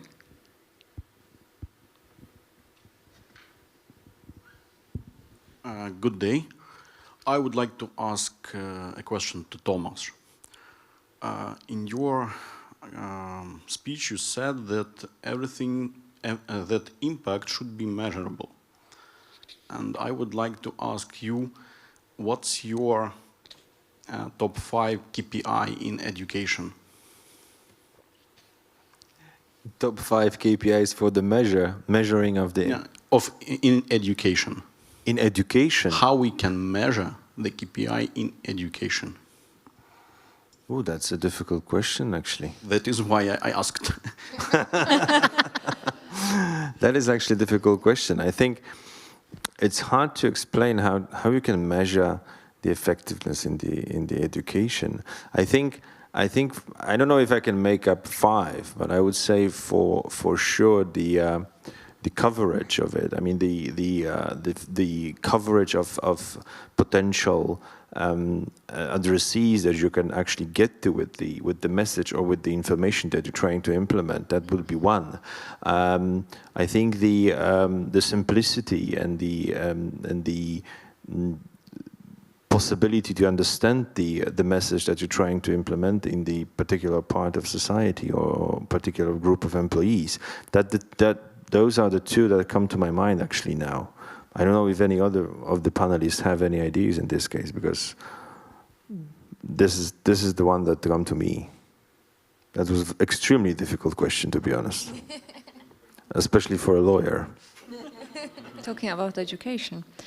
Well, I guess I'm not sure if I also understand it well. I'm sorry, I'm a moderator and I'm just answering the question now. But I think it's what I'm observing. It's this ability to think critically, right? So if we have a society in general that is able to think critically, then I guess it means the educational system works to some extent, right? And now this question is open whether we do live in such a society in general. Anyone? Any other comments or questions? Great. Jesus Christ, that's a difficult audience, actually. Thank you. But lucky us. Basically, that's not a question, but more like a comment. During the discussion, you were talking about the startups and the companies, and also how to implement innovations in the big companies like corporates. And as Alexandra mentioned before, we are working together at Skanska. So I have one more insight from our daily work. I think that because of the pandemic and the time that we were all closed at our homes and we are so distant from each other in the physical way, the distance between employees and the employers, so the leadership team and the managers has really shortened. And because of that, it is easier to speak up, and it is even easier than before to tell about our ideas and to share our perspective in the broad audience. And we can basically say that people at our company are our startups because we have some internal ideas, like the things that Ola mentions, or we have networks that are rising up. They are always also connected with the inclusiveness. So we have the Body and Mind Network for the people who have some disabilities with body and mind, and also the network about LGBTQ+. So we are really trying to make a good atmosphere for all of the employees. And I think that when companies are creating this nice atmosphere and this openness, it's easier to raise up with your ideas, and it's easier to grow them. For sure. Thank you. Thank you. Thank I you. really like the sentence, people in our company are our startups. This was really, really great. Kinga should work in the sales department, I think. Oh, great. Agnieszka, give me the pleasure to summarize the panel and give a big round of applause. Agnieszka Młodzińska-Granek for our panelists. Agnieszka Młodzińska-Granek. Thank you so much. Patrycja Radek, Tomasz Szarek, Wojciech Mróz, Katarzyna Pala, Patrycja Widzińska-Socha, Aleksandra Kalina-Tacik. It was impressive and great discussion panel. Thank you very much, guys. Thank you. Talk more? Once again? We cannot talk more? No, you give them to take a breath. You know. Thanks a lot. Thank you very much. Thank you once very more. much. So let's go. Let's go to talk. Yeah, it's not easy because we have another presentation. So guys. Thank you so much. Thank you that you are with us. Great, guys. Dynamically, you can do the networking then. We go to the next. Okay, there is a, a while for photos.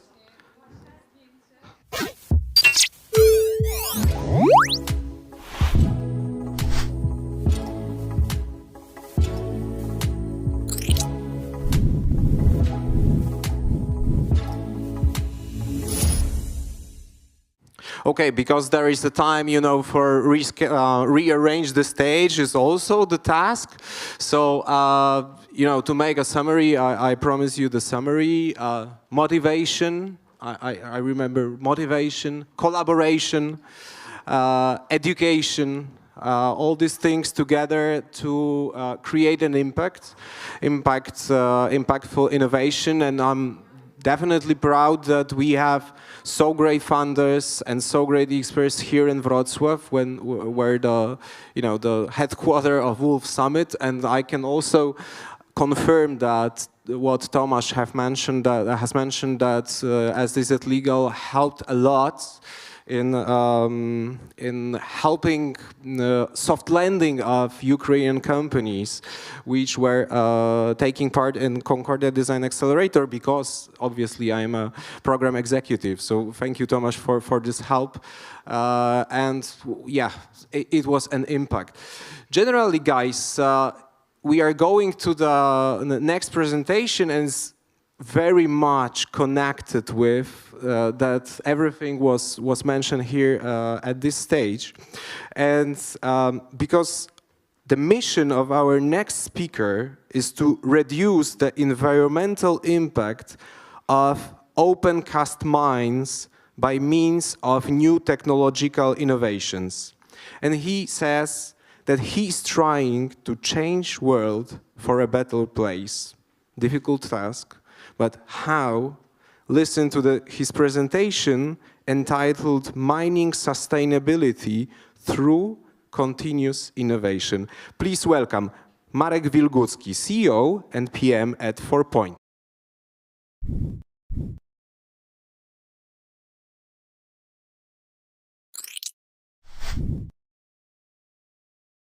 Very much. Good evening, everyone, and thank you for welcoming me here. So let's begin. Something? Yeah. Oh, yeah, it works. So few words about us, about the company. So I'm running this pack of people. There is more of us running 4Point, and what we are doing, we are very much connected with mining business. So a little bit, few words, what is mining? Basically, in the principle, mining is taking a little bit of ground, of dirt, and moving it to another place. And in the meantime, taking few parts of this dirt that is worth, and why it's worth it. And because we are using a lot of it throughout the world. Now, there is a really good sentence. What you cannot grow, you need to mine. And as far as the world goes, and as long as we'll be driving cars, using computers, making cosmetics, we'll need to mine, and we'll need to mine a lot.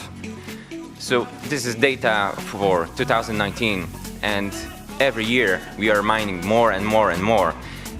We are saying that we are closing mines. Yes, we will be closing some of the mines, some of coal mines. All of them will not be closed, really, because basically we need it for electric cars, we need it for bikes, for computers, and so on and so forth. So what what is the biggest problem. As you can see here, depends of the type of mine, we are generating a lot of waste of this wasted dirt moved from one place to another, especially in a surface mining. So you can see that we are generating a big hole in the earth to just get to the gold, to the iron, to the copper and other materials. And in our company, we are working about this data, looking from the satellites what those companies are doing, what is happening in the mine, what we can do about this, what is happening in the mine to have a lesser effect, but also in the same time, we are looking what is happening around the mine. So in recent months, we've heard about Turów. Everyone probably heard, at least in Poland, about this mine and the effect it's having on the environment. It's huge, and every open cast mine will have lesser or bigger effect. And the key here is to do something sooner than later about the impact that the mine is having on the environment. And how you can do it when you're doing only check once a year. So you cannot check it only once a year. You need to do it more often. And we are preparing a whole bunch of products and also a whole bunch of applications that will help mining industry to first tackle the data and connect it with the business. My predecessors told a lot about impact innovations. Also, they've talked about the business. The mining industry is really innovative, but they want to be always the second. They don't want to burden themselves in the paying for the innovation. They want to use the innovation that works already. But in the area that we are working, no one else is having the same problem as the mining industry.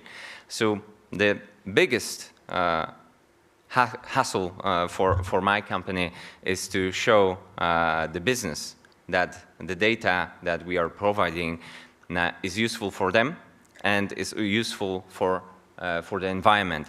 So as you can see, the mining value chain is enormous.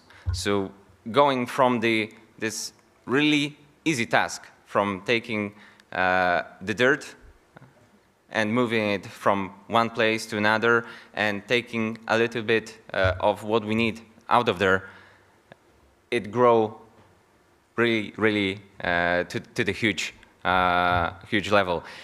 All those in blue, it's what our company is trying to help the business with. But let's focus a little bit more about the waste and what can be done. Why we use satellite data, not the drones or any other type of data? Because the satellites are already up there for 20, 30 years, even more, and we've got historic data. We've got data about the previous outcomes and also what happened, what go in a wrong way. And we can use this data, what happened wrongly, what was the wrongdoing of the mining companies, and do the predictive visioning of it, predictive modeling of what mining can cost and what to do to stop that before it's too late. Also, it's useful to have remote sensors and additional data. But the most important thing with the mining industry and with the industry in general is, do we really making an impact, or we are just making a paper bottle that is plastic bottle? It's really hard. It's important not to greenwash and just use some big words and fuzzy words to say that, yeah, we are doing ESG, we are reporting that, and we are cool, because it's not making any difference just to say or report that we are cool guys. Yeah. So is it possible at all? In my opinion, yes. It is a long way to go. One part of it, it's education. Another part is making this impact funding and flowing the money flow where it should go. Yeah. So what next? Because the continuous development and what we are doing right now, we are focusing on the surveillance of the open-cast mines to see what they are doing and what can be done and what can be improved. Then making happen the autonomous vehicles to do in situ excavation, and then also going to the moon with the mining industry, and not to do the same we are doing on the Earth, but do the better. Yeah, thank you.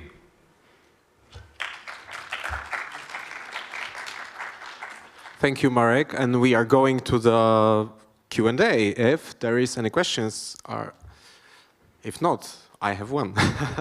So, you know, your industry and this heavy industry are maybe we are looking on them as a very traditional. How do you feel that from inside? Is it really difficult to talk with the customers from these industries to make a change?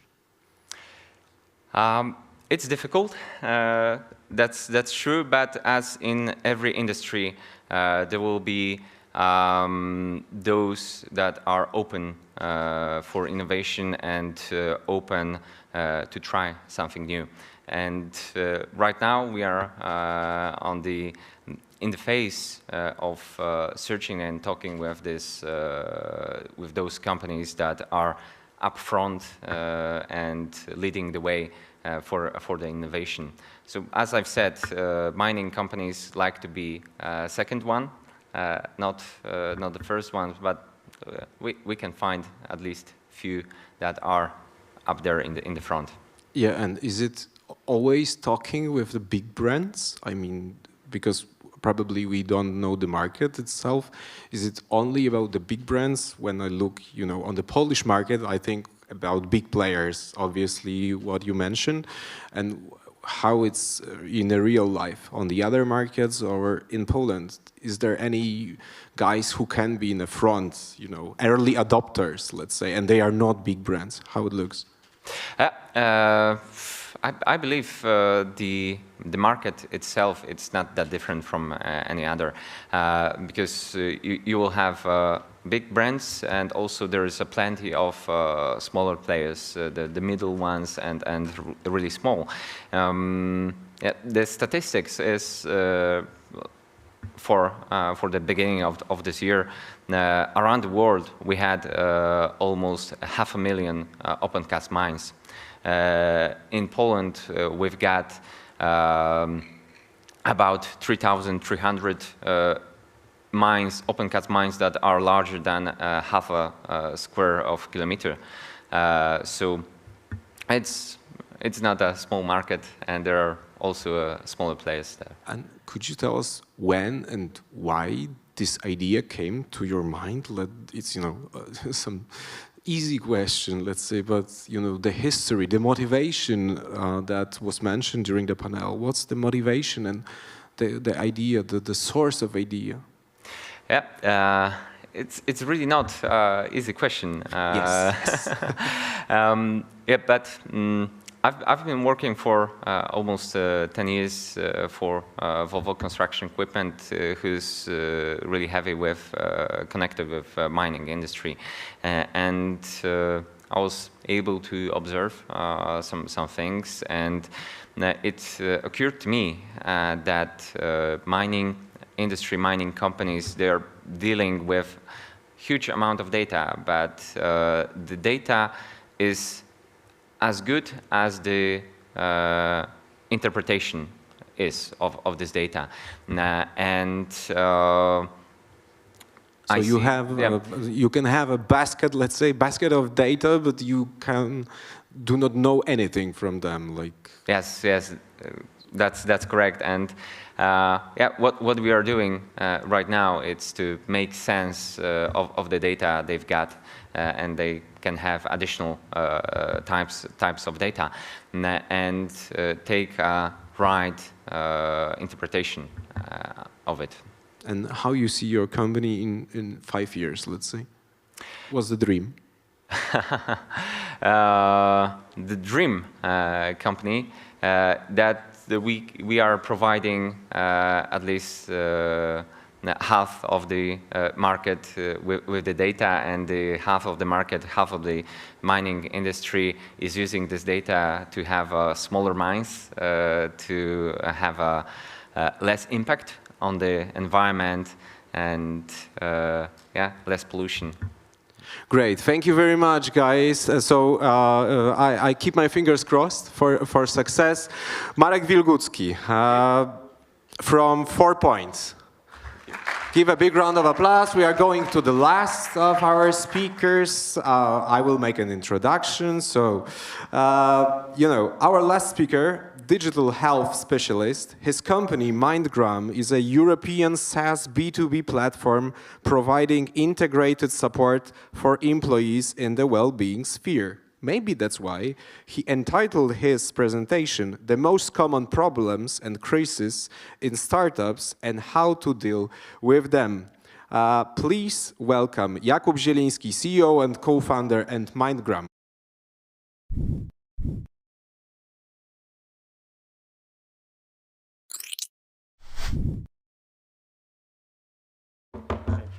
So, hello everybody. You know, it's like last presentation of the day, so I don't know if it's good or bad. I will try to keep it short. So, maybe first, you know, besides that, you know, I'm an entrepreneur. MindGram is my 7th company. I've been doing this for over 20 years, and from my experience, I know how it's difficult, you know, to run a startup, and how many challenges you have over, you know, over the time, and I want to share this experience.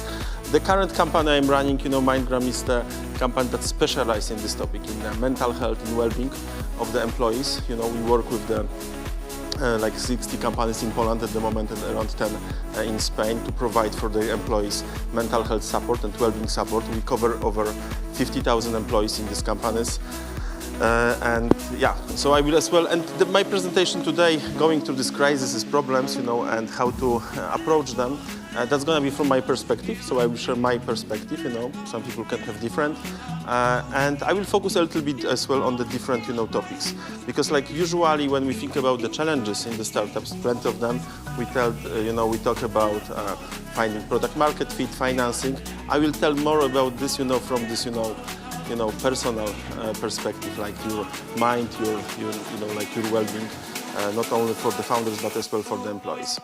So, you know, usually the plan of the startups looks like that, like a straight way, and there is a dentist, a goal to sell the company, to make millions, you know, but reality is like that. And I haven't seen a startup that wasn't experienced, you know, such a rough way. And sometimes, you know, this path ends, you know, in the middle, you know, because most of the companies, you know, got bankrupt, the early stage companies. So as well, my experience, you know, is like that, you know, that it's super difficult, it's very unpredictable. And First of all, you know, startups are like really overwhelming because you have so many roles. You know, you have to get the financing of your company. You have to get the team, which is very difficult. You have to find the product market fit. That is like a basis for existence of your company long term. Then you have to scale it and sometimes do this again because you have to go through another financing round. So there's plenty of things, you know, and you have super limited resources. And that is like really overwhelming, not only for the founders, but as well for the employees. Alongside with that, you have this emotional roller coaster. This is like very typical, you know, for the, it's like a bipolar, you know, disorder. It's very typical for the startups that 1 month you are like super excited, you know, ecstatic, you know, you've just, you know, raised your financing, you know, or you got your like first customers. Another month you think that this is disaster, that's not gonna survive, the company will bankrupt, nobody wants your product. And this is like very typical for most of the startups, that you from this excitement, you know, and you have this up and downs. And of course this is as well exhausting, but unfortunately this is, you know, like a reality because yeah, on this way, you know, to build your great company, you have to go through all of this, you know, problems. Sometimes, you know, even, you know, when you acquire, I don't know, 1 month you acquire 10 customers, 10 big customers. One of them is like a big bank, for example, and you're excited, but then to implement this, you know, to deliver the promise, and usually the startup founders or the startups are over-promising, you know, what they do, you know, it's a huge stress for the organization. Yeah? So even sometimes this too fast growth of the company is super stress for the organization, for the founders, and then you have this, you know, downside, and you feel, you know, that you will not make it, or the quality of your delivery to these customers, you know, is poor, and of course that impacts your emotional well-being. Another important factor now as well is that okay, the startup, what is the assets of most of the startups? It's people, yeah?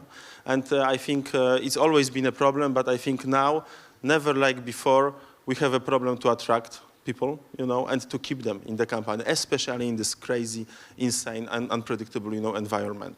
Yeah, everybody's fighting for the best talent, and that's becoming like a huge challenge. And I would say like probably like half of the problems of the startups, some challenges, you know, that as well impacting your well-being, are related to people. Yeah, if you have the right people, if you have a right partner, if you can keep them in the company, can you compensate them? And usually you don't have, you know, sufficient, you know, resources, and market is very, you know, competitive. So how to do this? You know, most of your like problems comes, you know, from that, and this is, you know, people addressing, you know, the people, you know, it's probably one of the key things, you know, in order to you know, like to address, you know, this problem. And when you have this team, you know, this team, they have to be like resilient, yeah, for all of these challenges I was talking about. So you have to proactively build this resilience, because nobody is prepared for such a job, you know, and for such a pace and for such unpredictable environment.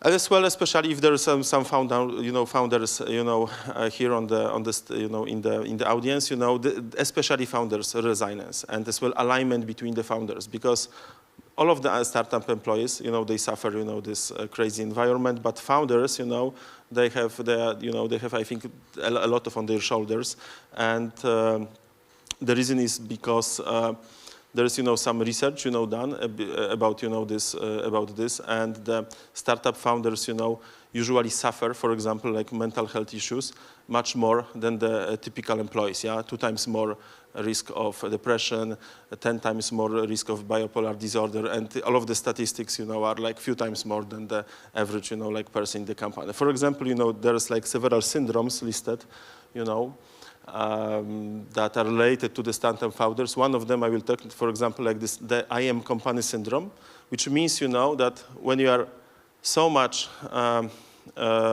you know, dedicated to the company, that you are the company, so every failure of the company, it means your failure. This is how you perceive it. So this is how it is very difficult for you, yeah?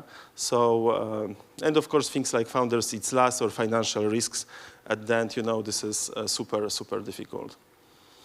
Yeah, there's like a bunch of statistics, that shows, that startups, this is from the report HR and Hints, I think I will not go through that, but it shows, that in startups especially it's very difficult environment, to work for, and and it negatively affects, your relations and family and friends. The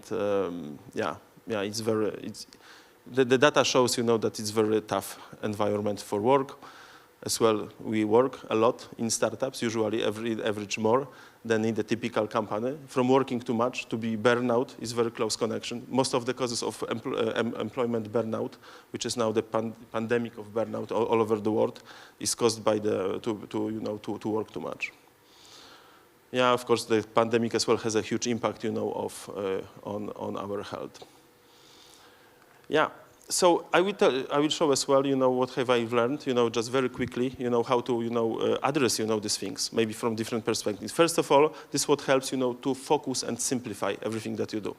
It maybe sounds, easy, but sometimes, it's not, because as a startup, you are finding, new ways. But if you have like one product, one business model, one market, one target, ideal target customer, and you simplify this what you do, and you spend more time on that, especially early beginning, that helps a lot. Yeah, because dealing with the complexity, with all of these things, that I said before, it's much more, it amplifies all of these, problems.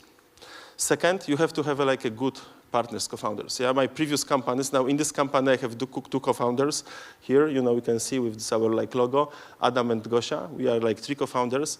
On the beginning you think, okay, I'm diluted, I'm starting my company with 33% ownership, so you have this, doubts, but like before I was starting from 100%, but it was so difficult. And, and when you are dealing with all of the problems, if you have a partners, it's much, much, much easier. And as well, you have to find the partners that are complementary to each other. Don't find a partner that is exactly like you, yeah, because then it will not up, to this what you want to do. That's super, important. This is what I've learned after, almost 20 years of, running the startups. That from the early beginning, it's good to have a partner, founder of the company, As well, it's important from early beginning to build a strong culture and values early. As well, this is something I've learned in the last company. Usually this is something, okay, let's do this for later. Now we have to focus on the product, on the market, that values, culture is not important. It's super important because then it's like a North Star. You can make a decision, tough decision, personal decisions in the company about like firing, for example, people based on your cultural fit, based on your values. So encourage everybody to do this, from the early beginning. It's kind of like a North Star and your criteria for making decisions as well, and keep everybody in line in the company, and as well give some meaning, for this what you do in the company.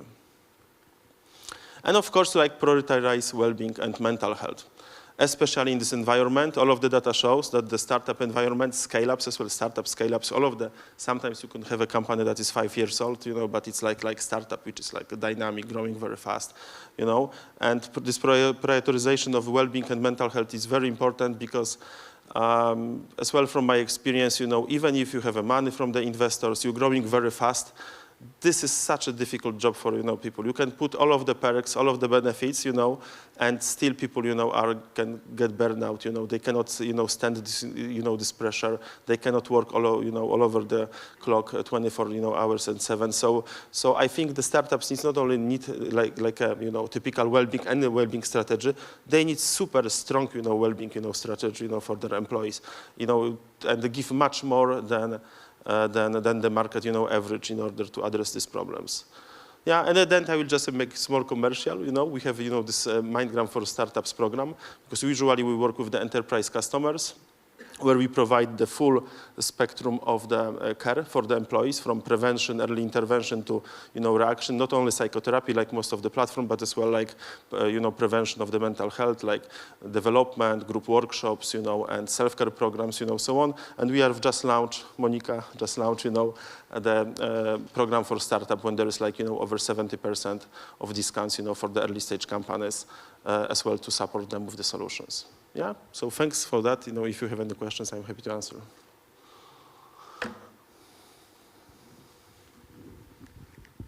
Where is the round of applause, guys? Thank you. Kuba, You promised personal stories and then you told us about statistics and so on, so it won't be so easy. You must tell me about your biggest crisis. Tell me the story. Here's the mic. You can use. No, it's this one. This one. This one. This Okay, one. this is Yeah, like, great. like a priest, you know. So, your crisis. And My your crisis. story. Yeah, I had many of them. You know. Give me one. Yeah, I have many of them. You know, one crisis was, you know, because before, you know, my previous company, it was like an incubator. I decided, you know, to launch, you know, incubator. Why to have one company? Let's have four. And I've launched 4 companies. You know, Next Web Media, Blow Media, Natemat, and Agencja Wise. And yeah, and I was the boss of the companies. When these companies were small, that was, you know, good. But when the company started to grow, there was even like a success, you know, then and suddenly there was like 200 people. Everything was on my head, yeah. And with the scaling, this is why it's alienating, like it was in the presentation. You know, you feel at the end like alone. You have to pay all of the taxes. You have to pay all of the ZUS. You have to, you know, get the financing from the investors. And, you know, my personal story was that at this time, you know, it was so much that I almost, you know, like got insane. I've lost, you know, my, you know, family. I was divorced, you know. I had some super personal, you know, crisis. And yeah, I suffered a lot for like over 2 years, you know. And I needed, you know, some psychological support. I started psychotherapy, and it took me to get out of this like over 2 years. So this is as well, you know, very difficult personal story. I'm not afraid to talk about this. It's important as well that we share our personal stories, you know, in order to destigmatize, you know, our mental health, you know, problems, because mental health, everyone has it. Yeah, it's like a, you know, physical health, everyone has a mental health, everyone is dealing, you know, with the problems, you know. So yeah, that's my story. I have much more, you know. Okay, so some of them we will leave for the But I started networking. like with the hard one, you know. Yeah, so other side of this question is that if you, after this 20 years of experience, still feel the roller coaster, this like a kind of stress, or you are, you know, you know, a little bit total less. easy. You know, like all of this, you know, even like the situation, you know, I had, you know, that builds some kind of resilience in a hard way. Don't recommend it, you know.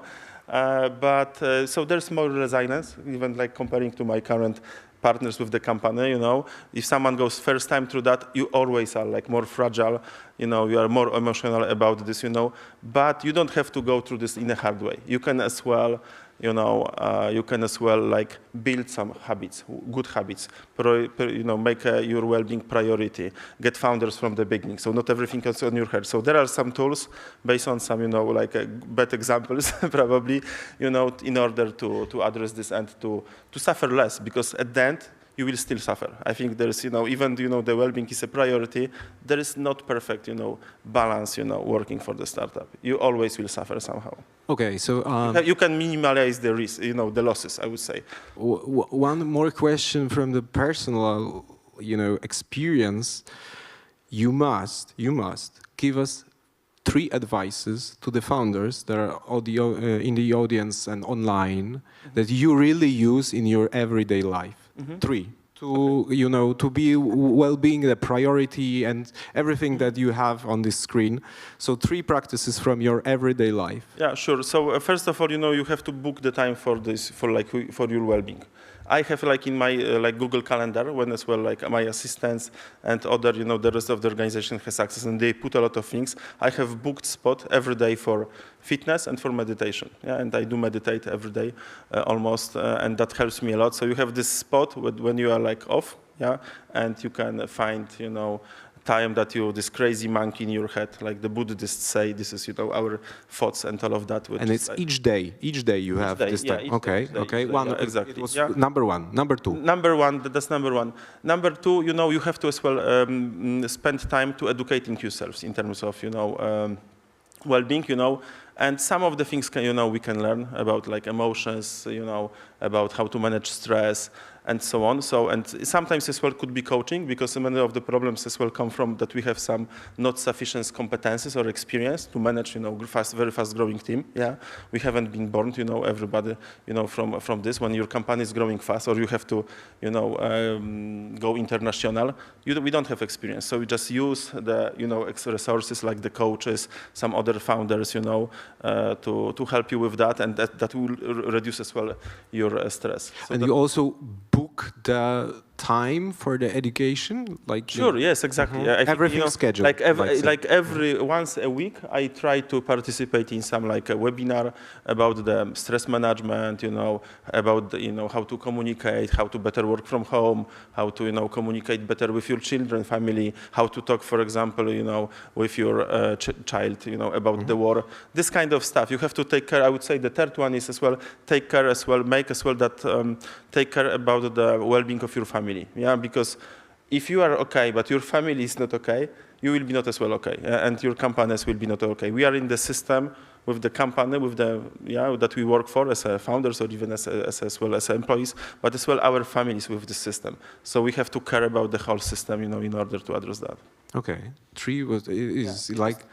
Do you have some other? I have many more, but 4 and 5. Okay, I have many more, but maybe we can do this, during. Okay, during the networking, guys. Please, thanks. Jakub Zieliński, CEO and co-founder at MindGram. Thank you very much. So before, one remark. Motto of Captain Planet, I don't know if I tell you, was "Power is yours." So I believe strongly that you felt this power. It's one side. The second side is that there was a super panel, super something, super important information for people who are here inside the building with us. Networking with finger foods and beer is on a terrace on the first floor. It's the very important information for you.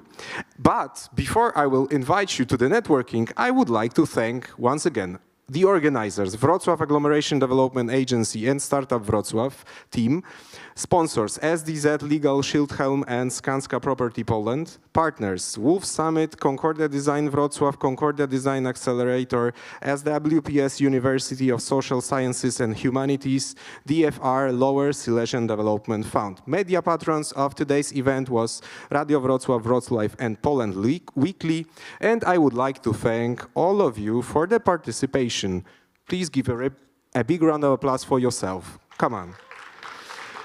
Okay, so remember, networking with finger foods and beer is on a terrace on the first floor. Michał Karbowiak, Concordia Design Wrocław, good night and good luck. Thank you.